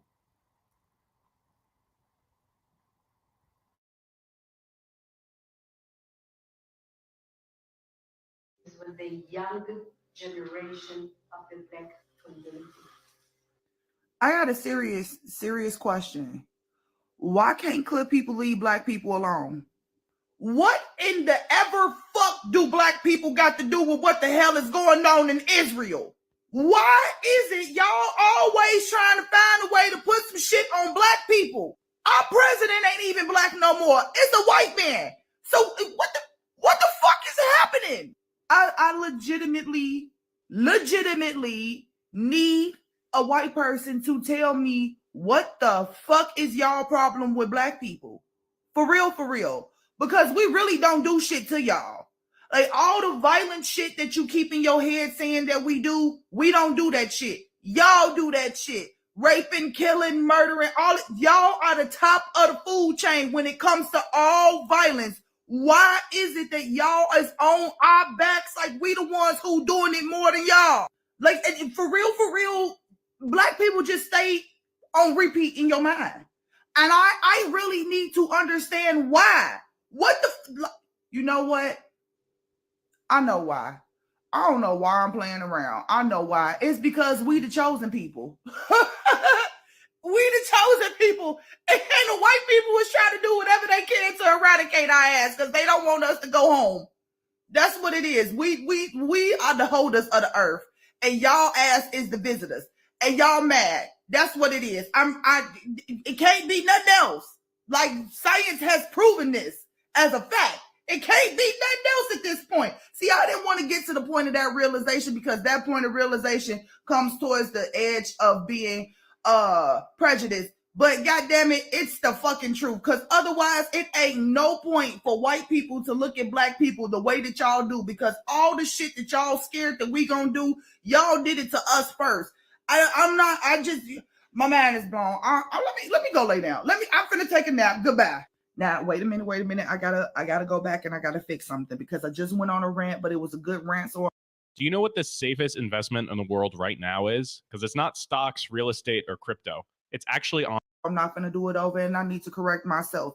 If you have been on my page for a while, you know that I have two categories of white people. There are regular white people, and then there are clear people. The white people are the good people who stand for everything great, gracious, and empathize with everybody and everything around them. Go to your church and scream it from the mountaintops. They ask for you to do an open prayer in your church. Pray for the people of color and make everybody around you feel like shit because they don't feel the same way and they need to change the way that they are thinking. We need you to go into your communities now and speak up for us because just standing in our community and telling us how you're here with us ain't helping no more. Ain't nobody listening. You got to go knock on everybody else. The major problem of Israel is with the young generation. I mean, that's fine. We don't like you either. So, again, alt-right being bombed to oblivion.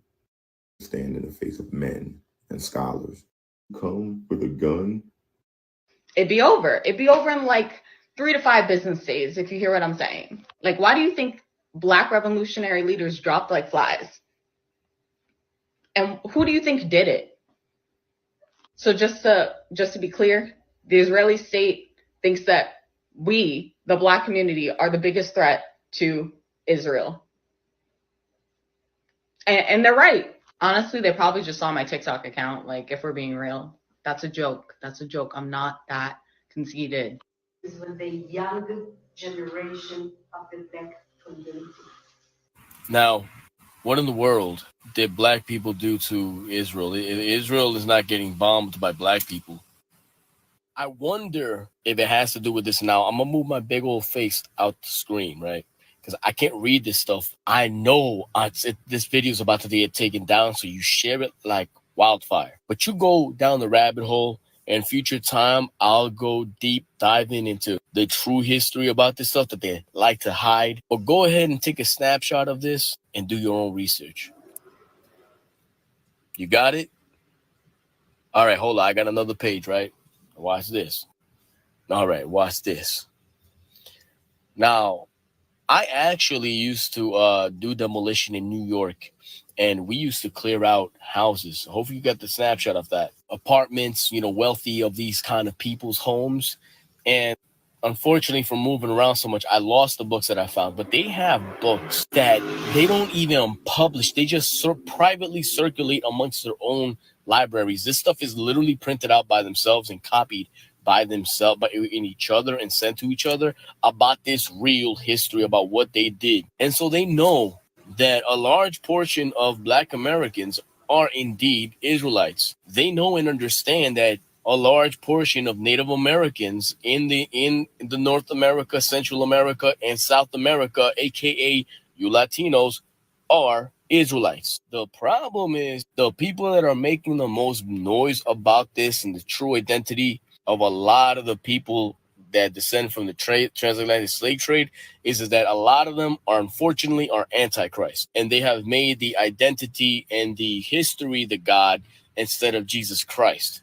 But the history is there, and the history is real. And actually in my class tonight in the breakdown of Revelation, part of the big deal is to stop the 144,000 of the actual lineage of Israelites scattered all around the world from being sealed. So this is why you have Hebrew Israelites being, not all of them, but the more loudmouth ones, they're actually controlled opposition to make sure that they end up in an antichrist spirit and don't get sealed. I'm telling you, the conspiracy on this gets deep.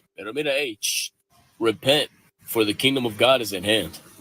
Is with the young generation of the Black community. All of the young generation of the Black community, Judah, I hope y'all listening. I hope y'all listening. And y'all out here doing all this stupid shit, being chaotic and killing your own people. And they are setting and getting ready to get y'all ass. You better pay attention and you better change the frequency. Start helping your own. Stop hurting your own. Because the beast is bigger than you. And the only way you can beat the beast is if y'all come together as one. Stop hurting each other. Stop hating on each other. Grow together and get ready. Because these motherfuckers are about to set up things to fucking take y'all out. Little by little. Change y'all frequency. Watch the rest of this so y'all can learn something.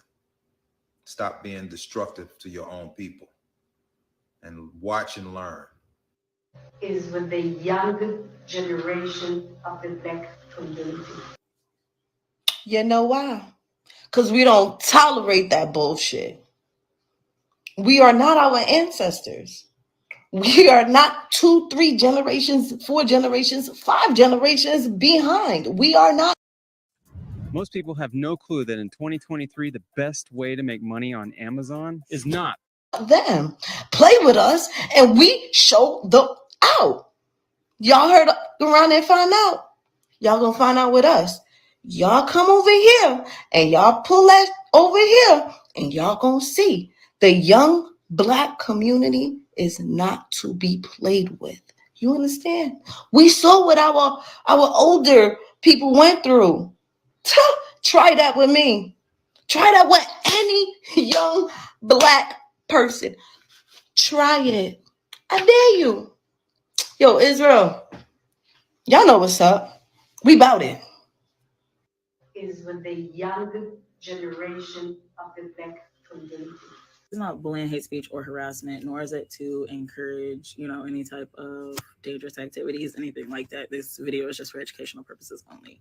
But let's talk about this because we know at this point that the United States has Israeli military officials train our police officers. They send thousands of police officers to Israel, as well as having some of them come over here on American soil to train our police officers. We know that the tactics that the IDF uses against the Palestinians, the American police force uses against, okay? And then we have her, an Israeli politician, at a secret meeting in Atlanta saying that we are her biggest problem. You know what else is going on in Atlanta? Cop City. Cop City.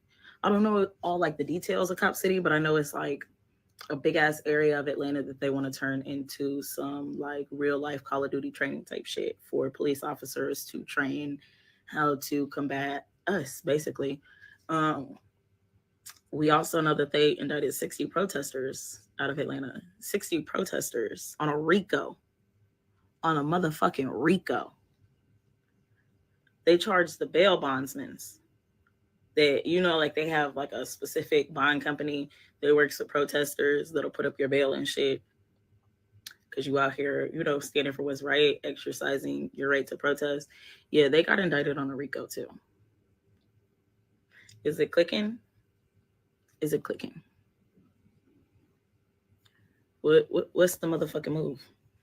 We can't just pretend we don't see this shit no more. It's at the front door. They outside with it. This shit getting scary. Is with the young generation of the Black community. I don't care to be perfect. I don't care to prove a point. But I'm glad every time I think, Lord, am I off about them? The Holy Spirit shows me proof after proof after proof. Stop doubting yourself when you know you hear God. They are evil people. They are not the original Israelites. And it is clear that they are threatened by the original Jews, which are us, Black people, who are spread at all four corners of the earth. You heard what she said. There's no mixed words. They're not trying to hide it. They are threatened and they are afraid that Yeshua HaMashiach is coming back for his true remnant and original people, and everyone else is the Gentiles. Everyone else is the second, it's a stepchild. Everyone else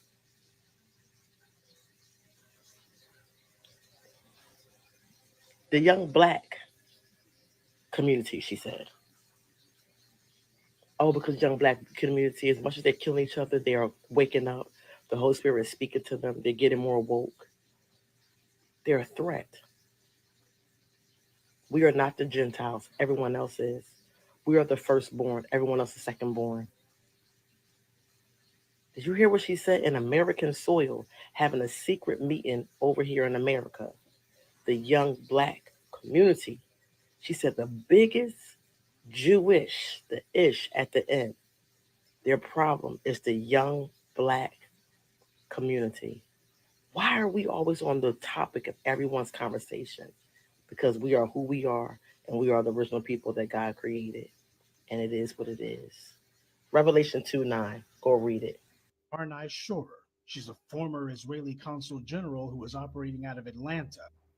Now, I honestly think it's very imperative that you guys actually sit down and actually watch the video that I stitched and then come back, because you need to understand just for context sake. All right? So watch it and come back. All right, now that you're back. So there's a reason why the black community is the biggest issue threatening Israeli Jews, right? And that's because we are what is called Bani Israel. I am Bani Israel. But being Bani Israel, the authentic people, we call ourselves the tribe of Itzhaki, like most other of the other tribes are called by their father's name, which is Ishmaeli or Saudi. So that's the fact. To the world of black youth. The major problem of Israel is with the young generation of the black community. Black Lives Matter starts there. Who told y'all that? Didn't I tell y'all that? Did I bring it to you? Didn't I tell you that them folks way over there said one of the greatest threats of the black youth in America? What's the knucklehead's name that was a big shot in the music industry? And when Charlemagne asked him, why is it that he pushed black artists to talk about lean and drugs to dope up black society, black America? This Jewish white man pushed that through the music, and he said that he got to eat. Thank you, Leo. Somebody put Leo Cohen is his name. Cohen. Thank you, Leo Cohen. That's his name. But some of you may not know about Leo Cohen, but he admitted that, like he was joking. He was dogging one intelligent black man that was calling out these predatory forces that Ye also was calling out. But we're going to leave that alone. What some of you don't know is that Leo Cohen's daddy was involved in the military in Israel. And his daddy. Why would the young black generation be a threat to Israel? Israel is half a world away and surrounded by what they claim is terrorists, right? So these terrorists is not their biggest threat. This black community of poor people, no weapons of mass destruction, no military, nothing but ourselves and knowledge of selves is their biggest threat. Why is that? Why is black community the biggest threat to Israel? Not Hamas, not Iran, not Palestine, but the black community. We don't got no weapons. We don't got none of that. So how are we the biggest threat? You see what I'm saying? Because they know that we are waking up to who we are, that they are pretending to be who we are, that location that they made Israel is not real Israel. It was somewhere else where we came from. Am I saying that everybody over here is? No, because some of y'all are Aboriginal, some of y'all are descendant of Moor. They were over here before. They came from the continent, but came here before Columbus, the Moors. The Aboriginals, they've been here for thousands upon thousands of years, right? And they mixed in with us too, but that don't take away the fact that there is a very large population in the black community with Hebrew and Israelite ancestry. And that's facts, bro. And they know that. And that's how we are the threat, the biggest threat to them. How are we the major problem? How are we a major problem to them? It's the only example. That's the only reason. For all of the brothers who's trying to deny our heritage and trying to deny who we are and us, our knowledge of self. And you hearing it from the horse's mouth, man. They know they pretending to be who we are, and they made a false ass location of what they claim to be Israel. Real talk.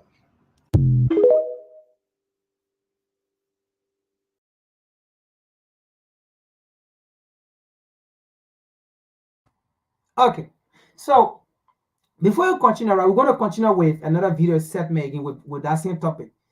But before we continue, there's one thing I keep emphasizing on, right? And almost all of them in this video, I mean, they try, okay? But they do not also have the mindset like how we are deeply involved into understanding. But they all try. They all went, they all try, all right? But the question me, I've been asking, right? Why why the American government failed to protect Black America? That's my concern. That's my question. Why? Because this was said on an American soil. A soil that Black people saw an oath to fight and protect. Why would someone come on our soil to threatening your people? Your people. And you says nothing. Why will you have a secret meeting specifically against Black people? Why will the United States government have a secret meeting? Look, folks, this is deep.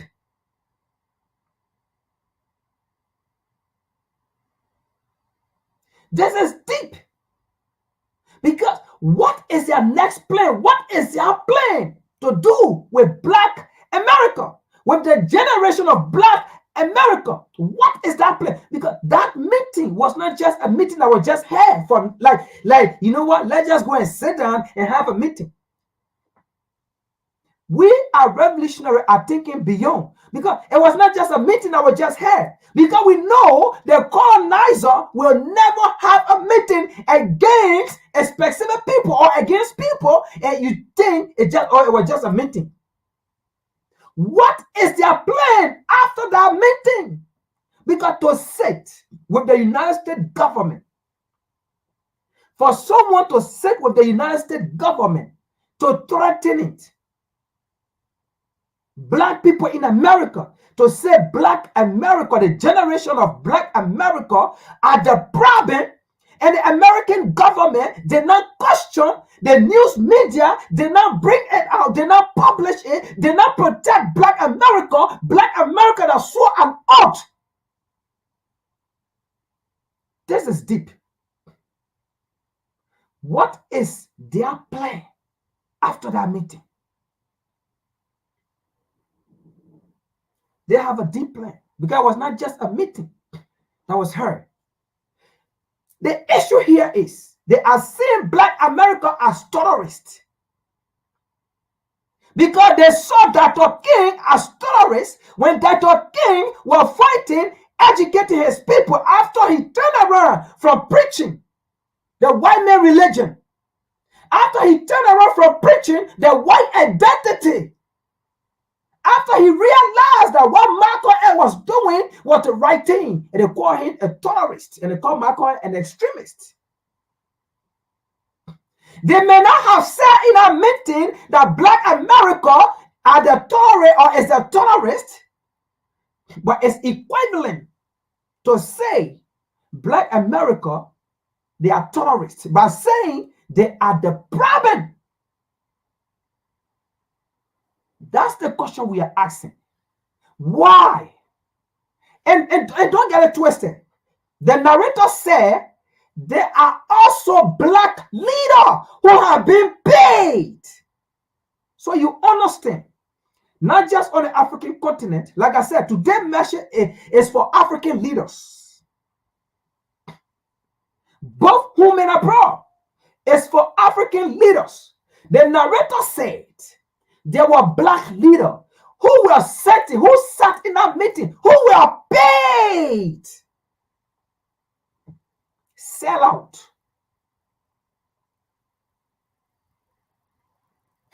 To say Black America is the problem to Israel, when Black America have done nothing but to identify who they are, to read, to understand history, is that the problem? Now, another question is, why will America sit with Israel in a secret meeting to discuss that? Because America too is protecting her interests. Why? As we all know, the white man is the cover of the book we call the Bible. So if the truth, which I've called the truth, have come out, that also their power. Because we will not look at the God we serve as white. Because the truth of the matter here is, the reason why black men, even in darker Africa, will still look at the white man and still bow down is because the God they serve look white. So anytime they see the white man, they think of their God. So when they also said black generation in America are the problem, it's because the black generation in America, they are not just preaching in America. They are not just identifying the issue. They are also on the African continent, telling black people who they are. So it's a threat. This thing is deep. We are fighting a battle, not even just a spiritual battle, but both physical and spiritual battle we are fighting. This is a deep thing. That to go do TikTok video, and I understand the message is going across and it's working on our people. But again, as we do these videos, we should be asking ourselves, first of all, we have no protection because the United States government did not protect black people in our video. Because we did not see it on the media, and we did not see the United States government custodian that leader or that person. So the United States government cannot and will not protect black people because they did not. That's the first thing we should know. The next thing here is, what can we do? We should be talking about solution when we watch this video. It's not just talking about TikTok and getting views. And they're saying we are the true Israelites, we are the true this, we are the true that. Yes, we know, but what are we going to do? Because they are making plans. Be aware, their words are smooth like ore, but war is in their heart. Their words are smooth like butter, but war is in their heart. Remember that. If they can say this, and then tomorrow they come and sit with you and speak smoothly to you, let your mind go to that video. Let your mind go to that video. That, listen, this person sitting by me, his war or hers war is sweet and smooth like butter, but what is in her mind? Let your mind go to that video. Don't get it twisted. That video was not just a video to sit down. You heard the narrator, it was a secret. And when something is secret to you, you know what I mean? Secret. When something is secret, it means it is holy. When something is secret, in Africa, what we call it sacred. They call it secret. They call it secret. But in Africa, we call it sacred. Sacred. When something is sacred, it's something you hold dearly. It's something you respect. is something that is not a common thing that you take for joke. So when they have a secret meeting, that means it is not something they are taking for joke. In Africa, when we say that place is a sacred ground, it's not a place that you go and play. It's not a place that you go and just do things. So it's something, a secret to them, that they can have a secret meeting. When they have a meeting for 6 months to colonize Africa, it was a secret meeting that they have.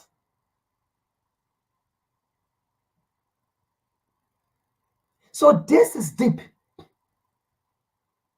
This is a time to put our differences aside. The message when we started, they said Joe Biden and the Zionist president, they are not friends, but they are not enemies. They are not friends, Benjamin. They are not friends, but they are not enemies. In other research, when you do it, Daniel Trump tried to get the king, they also said he and Donald Trump were not enemies.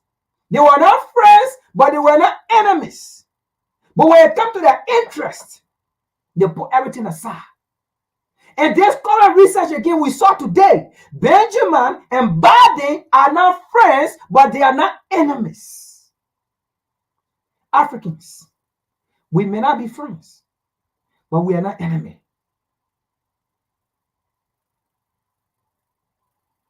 That meeting, it was not an ordinary meeting. When something is secret,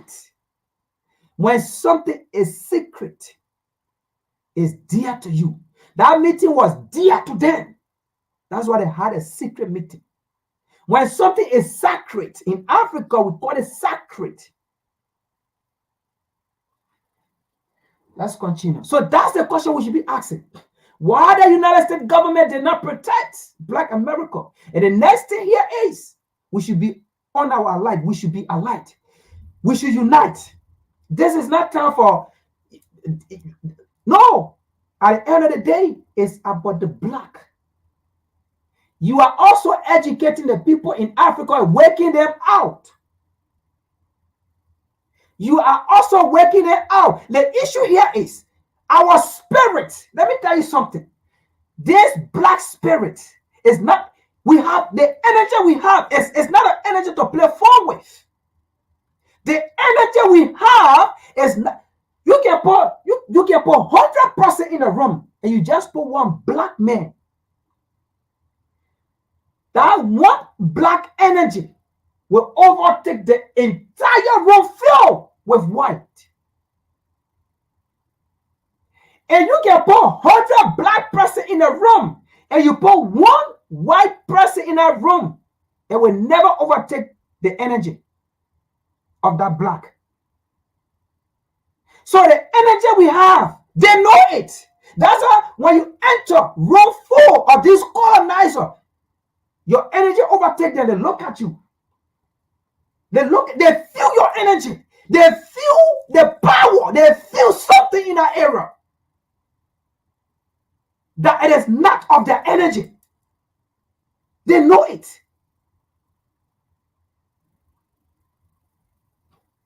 They know it. And this is something they have said.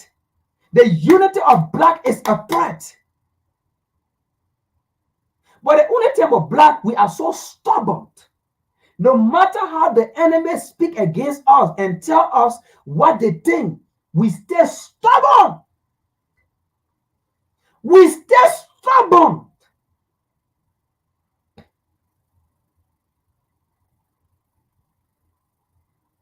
Let's continue here. Let's see another one. We're almost done.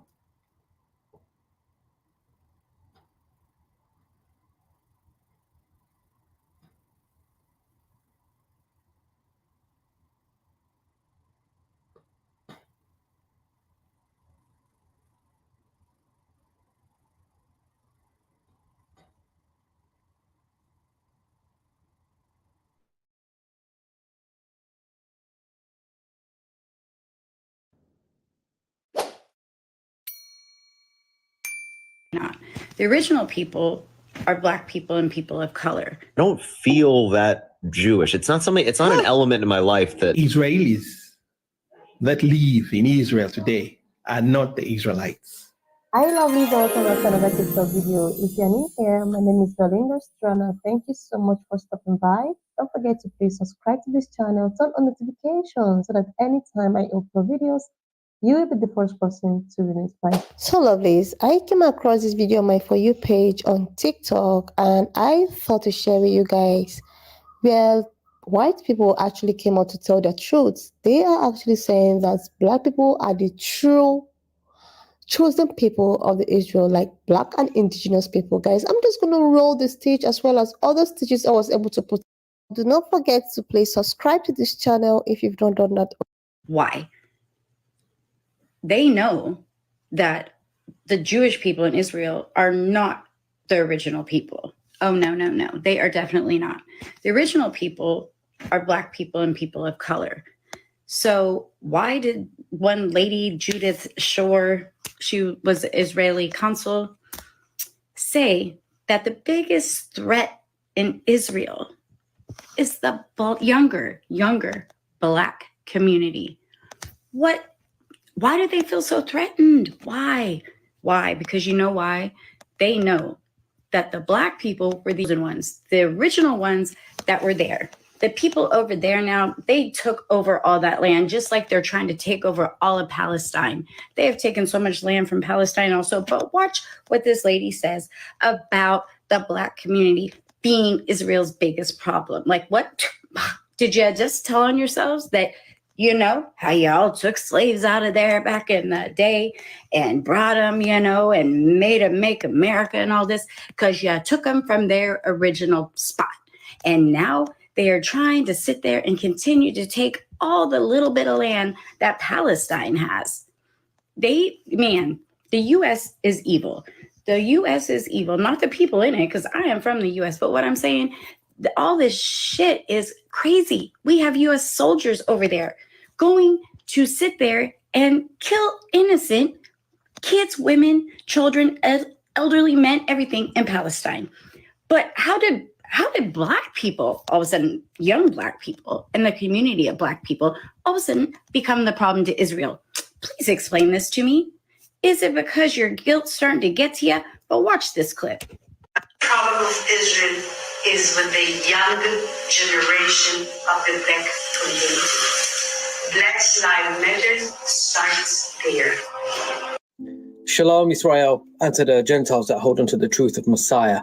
So it's an excellent question. Who are the real Hebrews? Like, I get this question from Gentiles a lot, but I also get it from Hebrews who know they are, because they're trying to see like what side of the truth I'm in.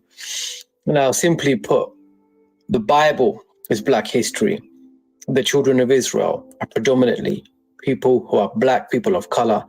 And I don't want to get into myself because a lot of people like they're not sure, but I know my tribe's Ephraim because the Most High woke me up. And we're mixed with the Gentiles. Our forefathers did that. So like, yeah, I claim my Israelite heritage too. But predominantly, you know, Israel is black, especially tribe of Judah. So that's who the real Hebrews are.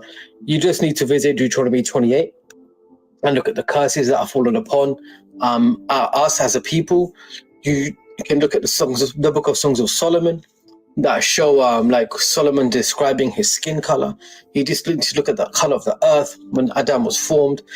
You just need to look at the description of Yehoshua in the book of Revelation to understand these things. So like, you also know that when the dispersions happened, you know, many went from beyond the rivers of Cush. And that's where the Most High is going to gather people from as he prepares them for the pure language, which is like Zephaniah 3. So we know, I also said in the book of Luke, like, you know, Jerusalem's going to be trampled on by Gentiles. So we have to have an understanding of who the true people are and who the people of Shem really are. So yeah, so these are the real Hebrews. But nevertheless, you know, we need to be circumcised in the heart, you know, and Gentiles have to be okay also with this truth. But, you know, they're welcome into the kingdom, obviously. But, you know, salvation's of the Yehudim. And so there's a hierarchy to these things. It needs to be understood. It just needs to be received as a truth. Just like when we walked as Christians, previously we accepted the things that were thrown at us, and we didn't complain because we just wanted to love the Most High.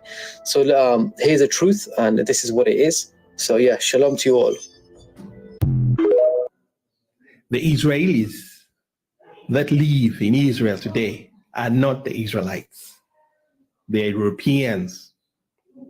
They migrated from Europe, from countries like France, Spain, Italy, Britain, and others to the Middle East. They migrated from Europe and pushed out the Palestinians to create the state of Israel.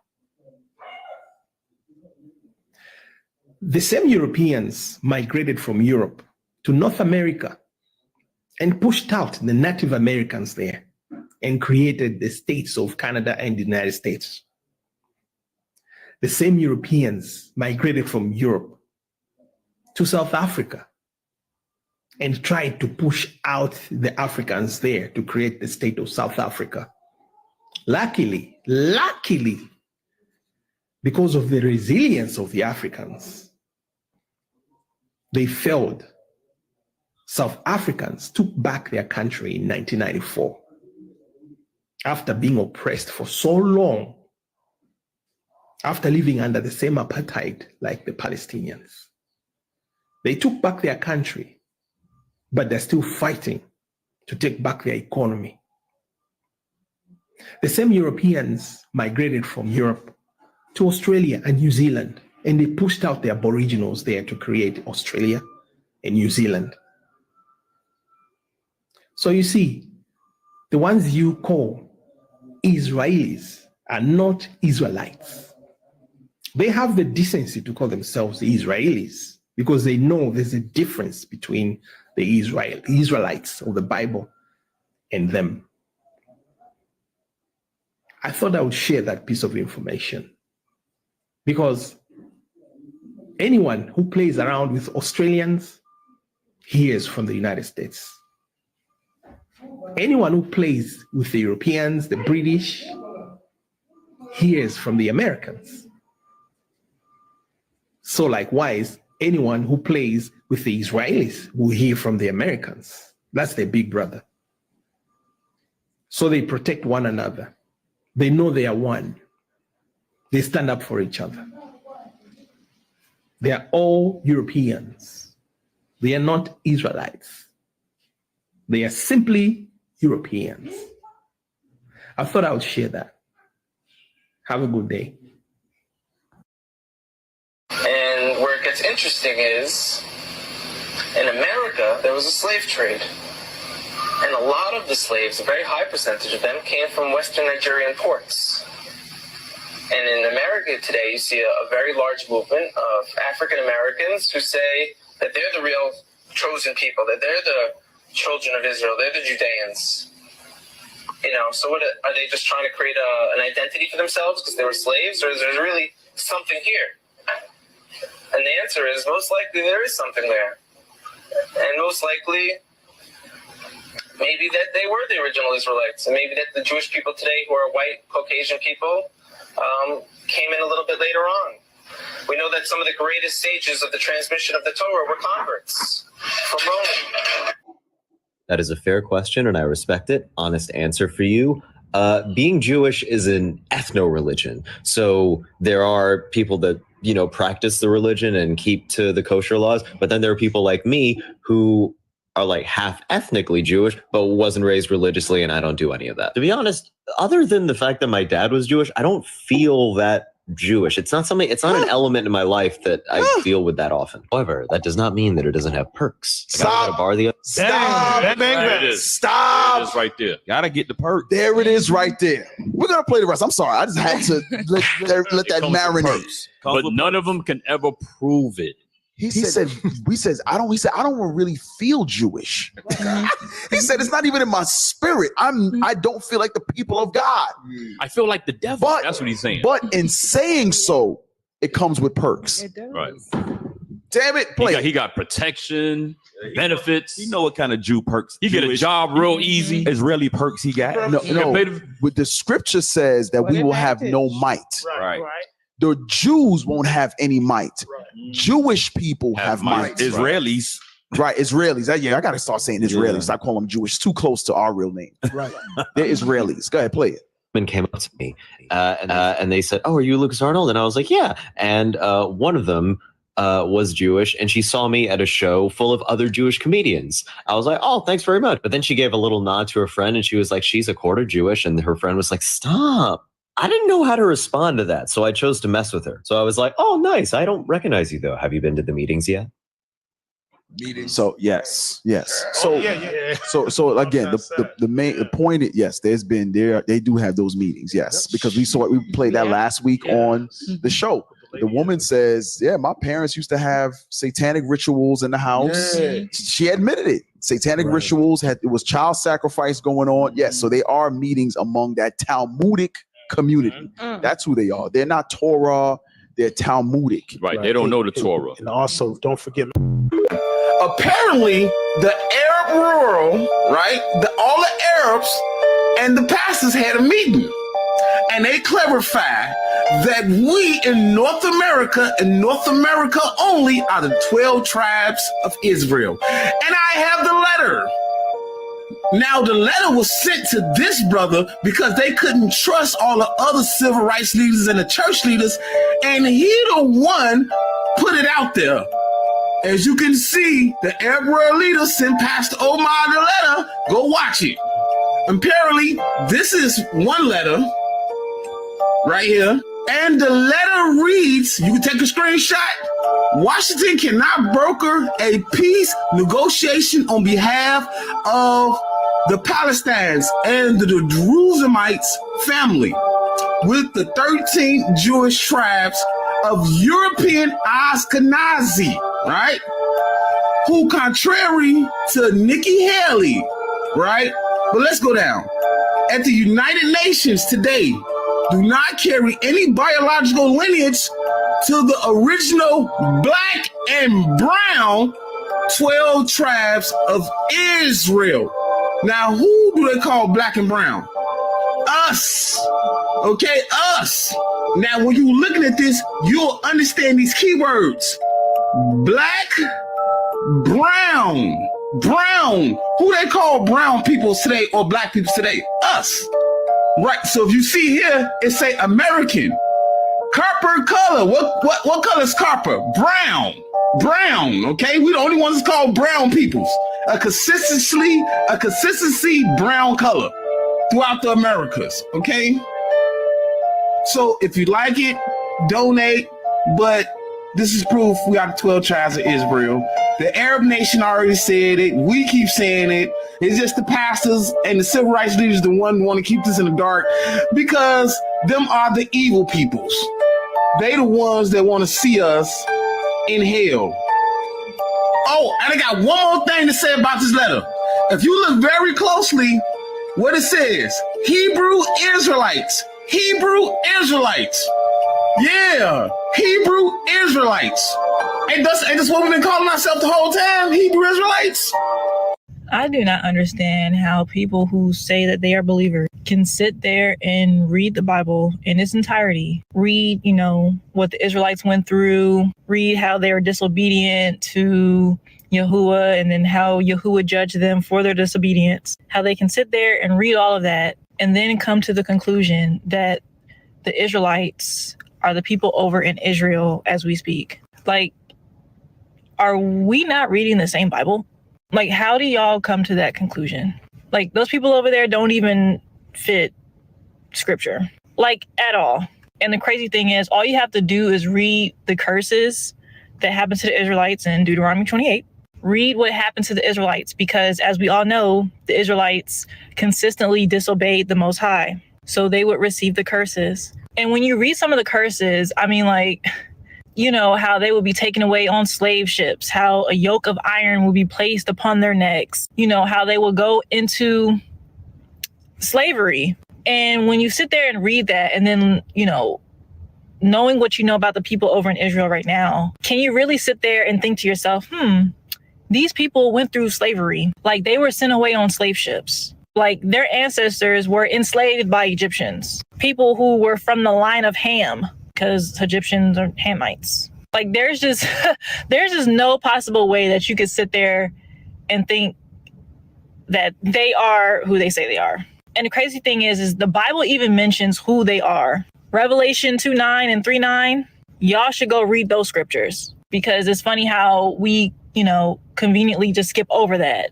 But yeah, I don't understand like how we could read the same Bible and y'all come up to the conclusion that, yeah, those people over there are, God's chosen people. And for all you, we're all God's chosen people. For all of y'all out there who say that, it's so interesting how when you say that, you can kind of recognize that, those people aren't the true chosen people. And then you want to hit everybody else with the, we're all God's chosen people. Now, don't get it twisted. If you accept the Messiah as your Lord and Savior, you can be saved. So I just want to put that out there. But God had a specific chosen people that he made a covenant with their forefather Abraham. So if those people over in Israel aren't those people, then who are?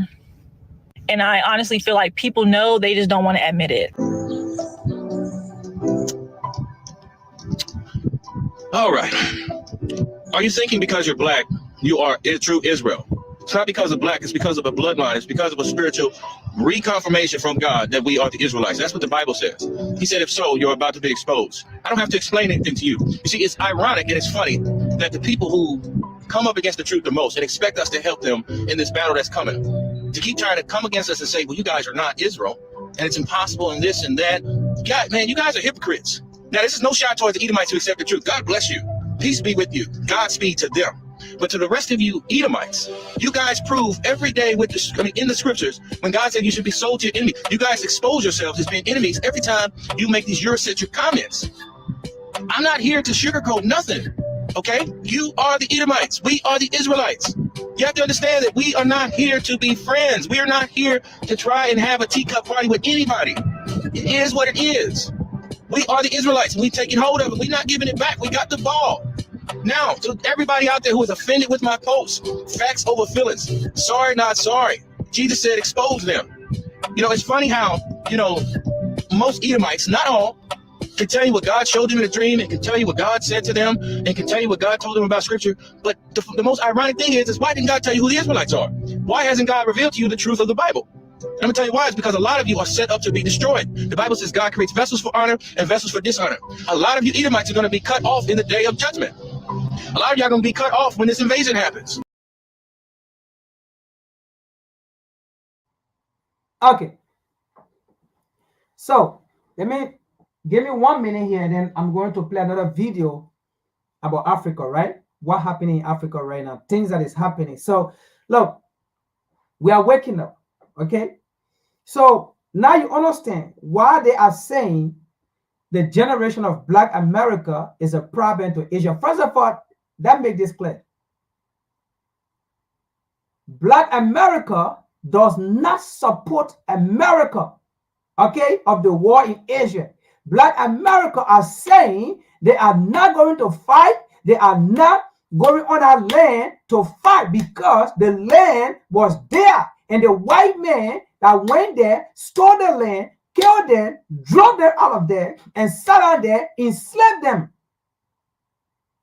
So Black America is saying we are not going to put our energy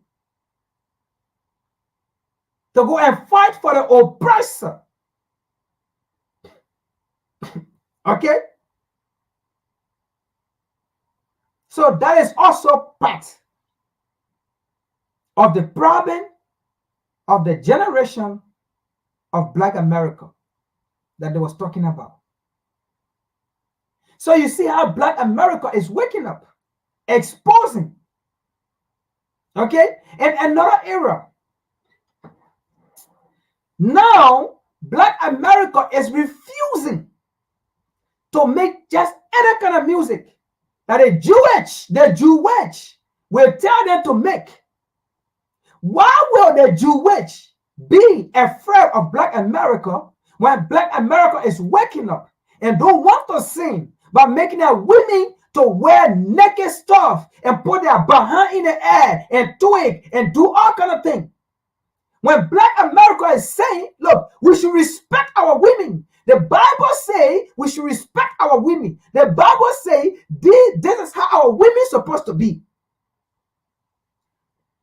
Why would it be a problem to the Jewish to say, I refuse to be signed by the Jewish to make music that will go against my women?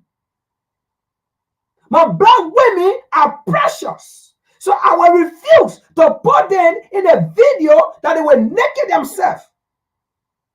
That's the only way I will have a good contract. Do you know the Jewish tell the black musician how black women should dress? That's how they will get more money, more bonus. They tell them what kind of music to sing. Sometimes they even tell them, no, in that music, if you want to get good bonus or bonuses, you have to go raw. Some of those words in there is promoting you. We don't want you to do that. Degrade yourself. Then you will get more money. You will get more bonuses. Now, black people are refusing. The generation of black America are refusing. So that is a threat.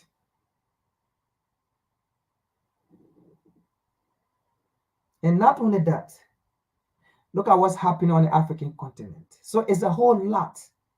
So when they are saying Black America, this generation, is a problem, look, that is why they are afraid of Pan-Africanism. Pan-Africanism is happening in maybe we don't understand. But the reality is Pan-African is happening. It's taking place. It's taking place. So that is why we have to keep going on. As long the message is about destroying the oppressor, Zionists, the imperialists, that's it. We might be speaking differently, but as long the message is about destroying them, there's no need to go against one another to say, oh, you are this, you are this, you are this, you are this. Because when it comes to the European, when it comes to the colonizer, when it comes to them, their differences is they are not enemy. Despite they are not friends, but they are not enemy.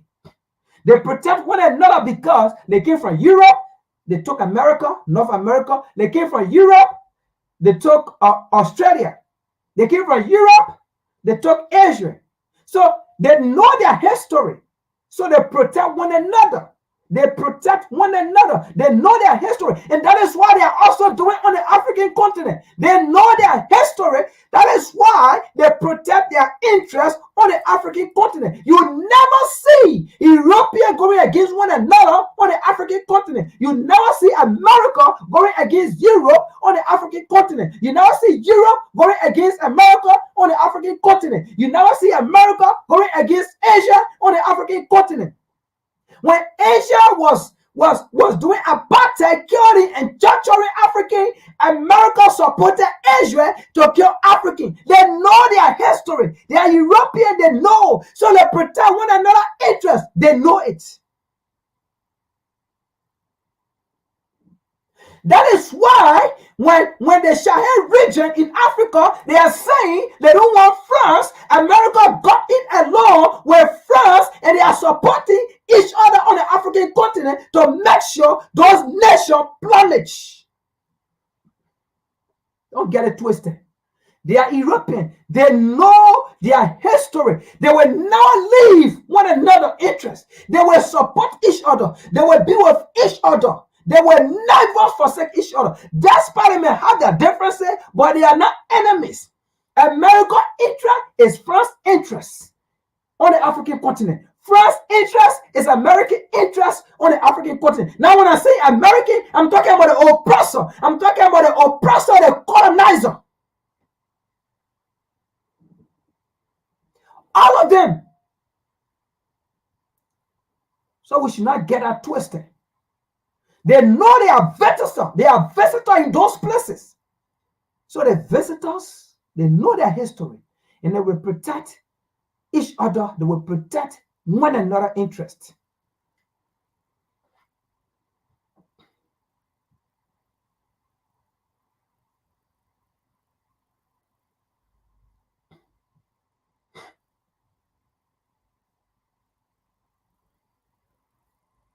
So this is another era. So it's not just in America that the generation of Black America are doing this. They are going far and beyond. Far and beyond. This is just last week. I think this week or last week. This is Ghana. This week or last week. When I checked, it was like 23 hours. That when they did this video. So they know what is taking place. They know what is manifesting. They see the unity. They see the coordination among Black people.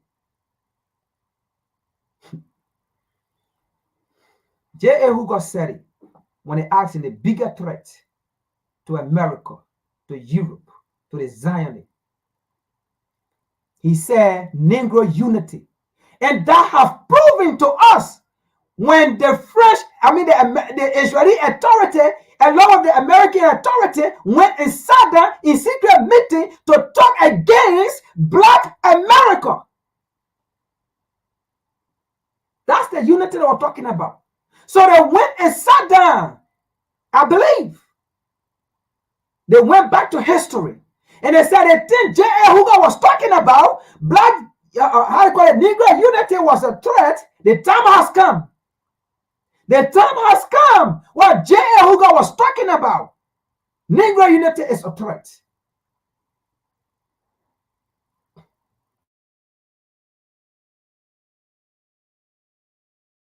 And they'll be angry with them. God got angry with us, y'all. And he sent us on slave ships to the Americas. That's how many of us got to America. Our ancestors were taken from Elmina Casa, the door of no return, and brought across the Atlantic Ocean as slaves. That's how we got there.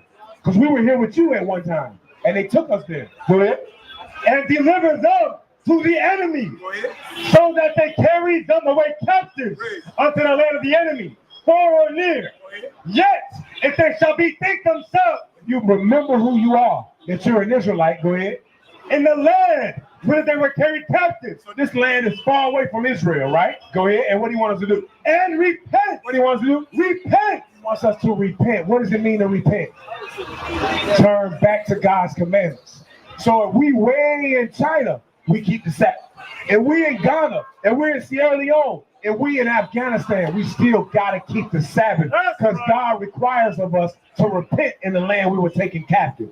So yes, you got to keep the Sabbath. Now hold on. Are you going to start keeping God's Sabbath day? Huh? Well, let me tell you something. You ain't got much time. That's the worst thing to say. Sister, listen to this because you're young. You're young too. The worst thing to say is, I have time. Because when Christ comes, he gonna come when you don't expect him to come. 2 Peter 3:10 real quick. When Christ comes, he's not coming when you expect him to come. Because he came when you expect him, you're gonna make sure the house is clean, you're gonna make sure you're doing right. But if he come when you don't expect him, he might catch you slipping. You're not obeying the commandments. You know how you know? You know how I know? You don't know. No. I give unto you, right? To love the Lord thy God with all thy heart, with all thy soul, with all thy mind, and to love thy neighbor as thyself. On these two commandments hang all the law and the prophets. You're talking the prophets, I know that. But what I'm showing you, you're not doing none of that. You're not loving the Lord thy God with all your heart, mind, and soul, because he told you to keep the Sabbath. You choose not to. So you don't love God. And you don't love your neighbor because you're not showing this young lady and this young man a good example. So you're breaking both of those commandments. Right here, right now. Read. 2 Peter chapter 3, verse 10. Now this is for you and all of you. Listen close. But the day of the Lord will come as a thief in the night. There's a thief. Say, hey, what's your name? Stephanie? All right, Stephanie. I'm coming into your house at 3 a.m. tonight, and I'm going to steal everything, okay? So just be ready for me. Does a thief say that? No, he don't say that. What does a thief do? While you're in the middle of your sleep, bam, he kicked through the door and steal all your stuff, right? Read it again. But the day of the Lord will come as a thief in the night. When Jesus Christ come back, it's going to be like a thief in the night. Go ahead. In the which the heavens shall pass away with a great noise. The heavens is talking about is all your infrastructure and your buildings and your governments. Because he's not going to destroy the whole planet Earth because that's his creation. Why would God destroy his creation of the earth? Because black people are wicked. Or because evil is going on the earth. No, he'll just destroy you off of his earth. And start over with a righteous people. You understand? So he said he's coming as a thief in the night. You don't have time. You ain't got time to think about if I'm gonna keep God's commandments or not. No, you need to start doing it now. Psalms 119:59. Yes, come on over here. Y'all come in. Come on over here. What'd you say? Come on. Because she got a question about what color Jesus is. I ain't forgot. I'm dealing with a point. What's your question? Come on. So I can deal with her question with y'all's. They're good questions. What are their questions? Just like they don't want it, they're shy. They should be like that, right? They should be shamefaced. They got on dresses, they're shamefaced. What is their question, Seth? Go ahead. Psalms 119, verse 59. I thought on my ways and turned my feet unto thy testimony. So he said he thought on his ways. He heard the scripture about the Sabbath day, and he said, you know what? I didn't know the Sabbath was Saturday. Or I'm in violation right now. I'm not doing God's Sabbath like I should. That's what he's saying. I thought of my ways. Go ahead. I made haste. He said he made haste. What does it mean to make haste? Move quickly. That's what it means to make haste. Go ahead. And delayed not to keep thy commandments. So King David, when he heard that he was in sin for committing adultery with another man's wife and having him killed, he immediately repented. When you learn that you weren't keeping the Sabbath day according to scripture, you're supposed to immediately repent. That's what the word of God is saying. So guess what? When we learned we weren't supposed to shave our beard, guess what we all did? We started growing a beard. When we learned we had to have fringes on our clothes, guess what we did? We went to our wives and said, look, we need you to sew these things on our clothes. I don't know why. I just learned it in the Bible today. Just do it. You understand? Why? Because the word of God says so. Now, give me the book of Revelation chapter 1, verse 14. Bishop, do you still have that book with the image, the pillory book? I'm going to show you something, sister, historically that you probably never knew. This image right here, it's not Jesus Christ. Somebody hold this up for me, Daniel. Watch this. Let me step here. Hold this up. All right. Now you see this right here, right? This man right here. Do you know who that is? That's a man named Caesar Borgia. He was the son of Pope Alexander VI of Rome. You understand? He commissioned Pope Alexander VI of Rome, paid famous Renaissance painters like Michelangelo, Donatello, to paint his son as the Renaissance image of Jesus. Look, this is his son. This is the picture that he had. Look, these are the sketches. This is from a book. This is from a book called The Boy Tears by Marion Johnson. You understand? Look, it's showing you images where he was painting this man as Jesus. So this image that you see of Jesus today is not the biblical Jesus of the Bible. Right. It's not historically accurate, nor is it biblically accurate. Now I want to show you something because the bishop has a book right here. Come here, young lady. I want you to see this. In the Pillory by John Barnes. Okay? Now watch this. Let's go inside the book. Now you see this picture right here, right? You see this picture? Let's read what it says. I'm gonna hold this picture right here. Okay. The original of this bust was found in the Church of San Salvatore in Termes, now destroyed. It is an open secret that Caesar Borgia, the son of Pope Alexander, had posed for it. Upon the demolition of the church, then the bust disappeared until it was rediscovered on the walls of Penitentiary of Civita Castellina near Rome. You see that? So who is that man? Salvatore means savior, by the way. Who is that man? That's Caesar Borgia. But who does he look like? He got the crown of thorns. Thank you. Thank you. You see that? So historically it's showing. Now look at this. It says, you see this image, right?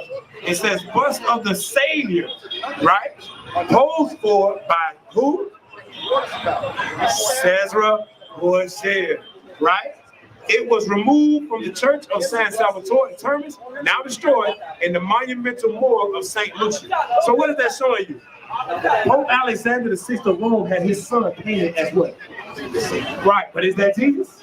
No, it's not Jesus, sister. You see that? This is why we're here. Why do you think we came here? To show you this.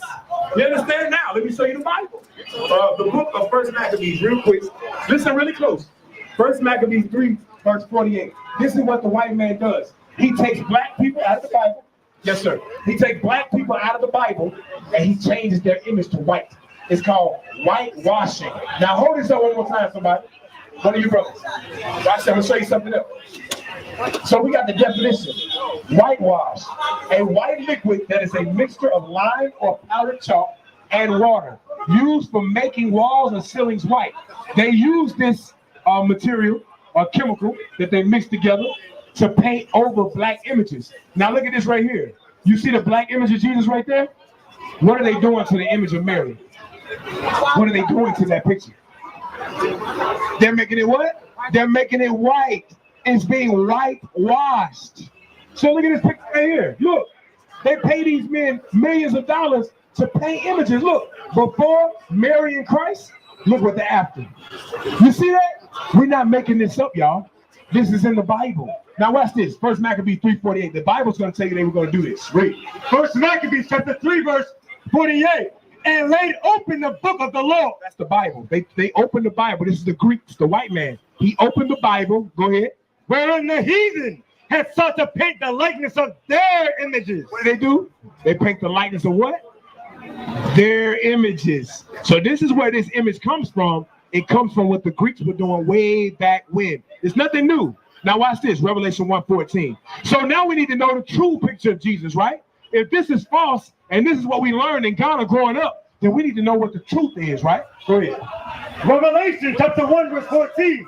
His head and his hairs were white like wool. I would say his hair and his hairs were white like wool. You see that? Jesus Christ had white, woolly hair, like your hair, like this brother's hair, like that brother's hair right there, like that brother's hair. Like who? Like his hair right here. Look at this right here. You see the woolly hair, and you see it starting to turn white. As a black man gets older, his hair turns white. Jesus Christ's hair is the same, right? Go ahead. As white as snow, and his eyes was a flame of fire. His eyes was a flame of fire because Jesus' first miracle, he turned water into wine. Did he drink some of that wine, brother? Your eyes red right now like you've been drinking some wine. Yes, he drank wine. You understand? Go ahead. Right. And his feet like a fine brass. I'm looking at his feet, her feet, his feet. You understand? And the Bible says what?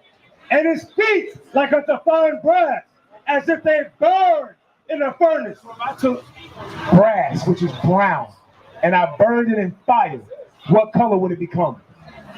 If I put something brown in the fire, and then I pull it out, it will be burned. What color would it be? It'll be black. So what color is Jesus according to the Bible? He's a black man. And what did the white man do, brothers and sisters? They came to Africa and they gave you a white image. So when the colonizer came to steal your brothers and enslave them, or when the white man came and put us on slave ships, you will be inferior to them mentally, spiritually, emotionally, not physically, because we're physically stronger, but we're emotionally and mentally weaker. Why? Because they gave you a false image of Jesus, so you would hate yourselves, hate your woman, and hate your brother. You understand that? So now we come to Africa to teach you the word of God, and there's people passing by like this ain't the greatest news you ever heard. Is this not the greatest thing you ever heard, that Jesus looked like you? Look at all these brothers and sisters here in Ghana that bleach their skin. You know what I mean? You know what I mean? What they call it, magic cocoa butter? Put the stuff on their face to make their face light. But Jesus looked like you. Why would you change your skin color to being lighter when God chose to give his son the same color skin that you have? Jesus was born in Africa. You understand? This happened, sisters and brothers, because we broke God's commandments. That answers your question, right? Now let me ask you a question. What's your nationality? That's right. Bring it out. You're Ghanaian. Okay. Ghana is a name that was given to a country. That's not the blood running through your veins. Who are your ancestors? Who do you come from? Huh? The brother said Israelite. That's right. That's exactly right. Do you know what Israel means? It means a prince that has power with God. That's us. They discontinued from our name and they gave us Ghanaian or African American or West Indian or Haitian. Go ahead. Oh yeah, this is brass right here. So what happens if I burn this in fire? What color will it become? It's gonna become black. It's gonna become black.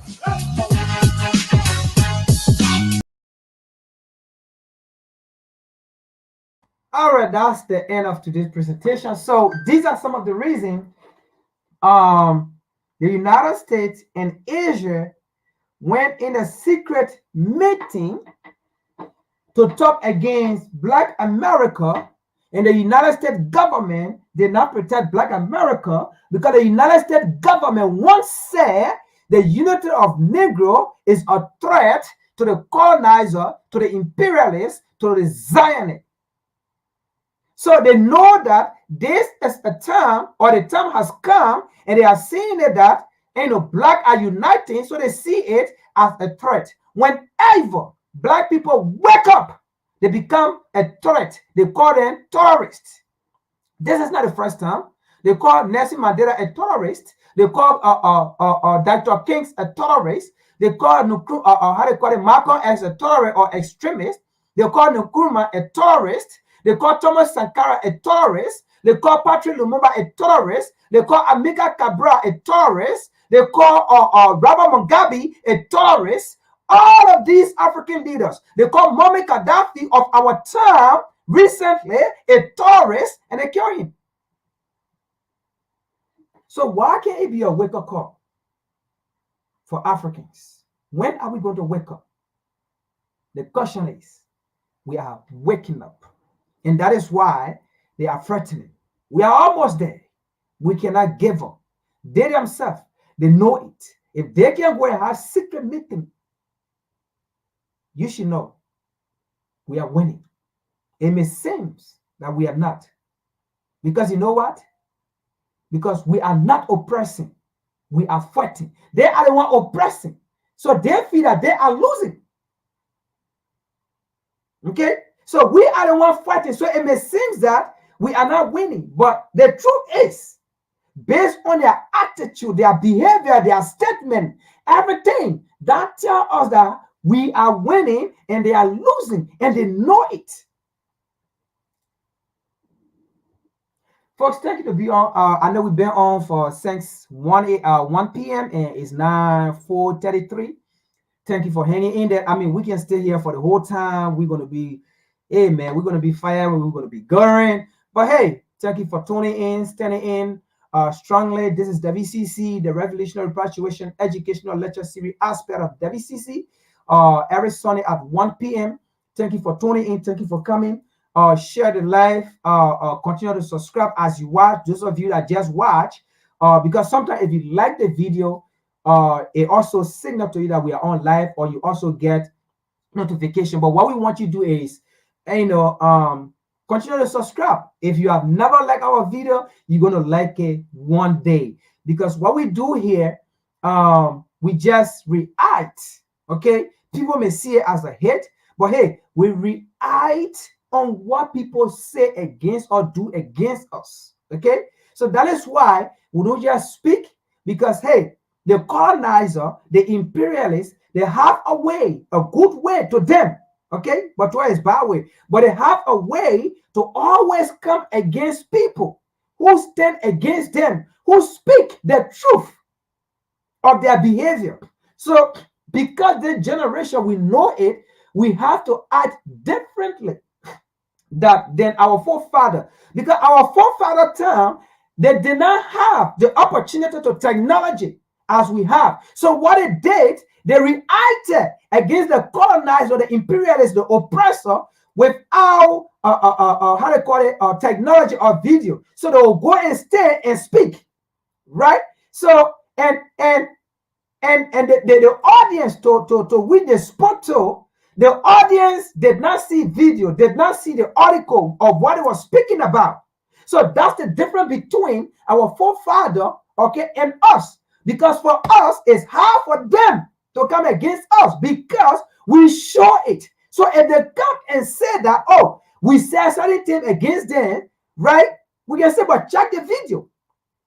You see what I'm talking about? We will tell them, check the video and see what I was reacting to. What you said, was it right? What you did, was it right? So this is why it is hard for them to come against us, but they always fight to come against us. So that's why you always see they will say what you said, it did not go against, it went against the guideline of our YouTube policy, the guideline of our Facebook policy, the guideline of our Instagram or Twitter policy.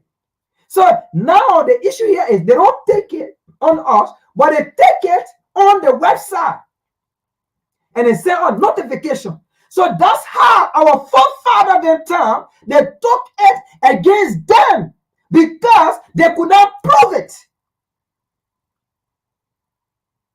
Okay? They never had the technology. They stood up, they spoke to their audience of what was going on, what these people were doing. Okay? But our time, we are using the technology that we have, okay, to show video, to show evidence. And as we speak, the video stay. As we speak, the article stay. So anytime they come to take us to court, we will show them the video. So I will show them the video that you said Black America or this generation of Black American, they are threat to Asia. Then now we will ask them, why are they a threat? Why are we a threat? We just reacted to what you said. So explain to us who is the terrorist. Explain to us who is the enemy. Explain to us. That is why our time, they are afraid. So we are in the best time. Let us work together. The only thing we are lacking of is our unity. That is the advantage they have over us. But other than that, they have no IQ. They are not smart. They cannot do anything that we cannot do. Our unity is the problem. Hold on. Our unity is the problem. So that's the only advantage they have over us. Unity. They are united. We are not united. But we are waking up. Don't get it twisted. We are waking up. And because we are waking up, we are uniting. We are coming together. They see it. They see the energy. They see the movement. Ooh.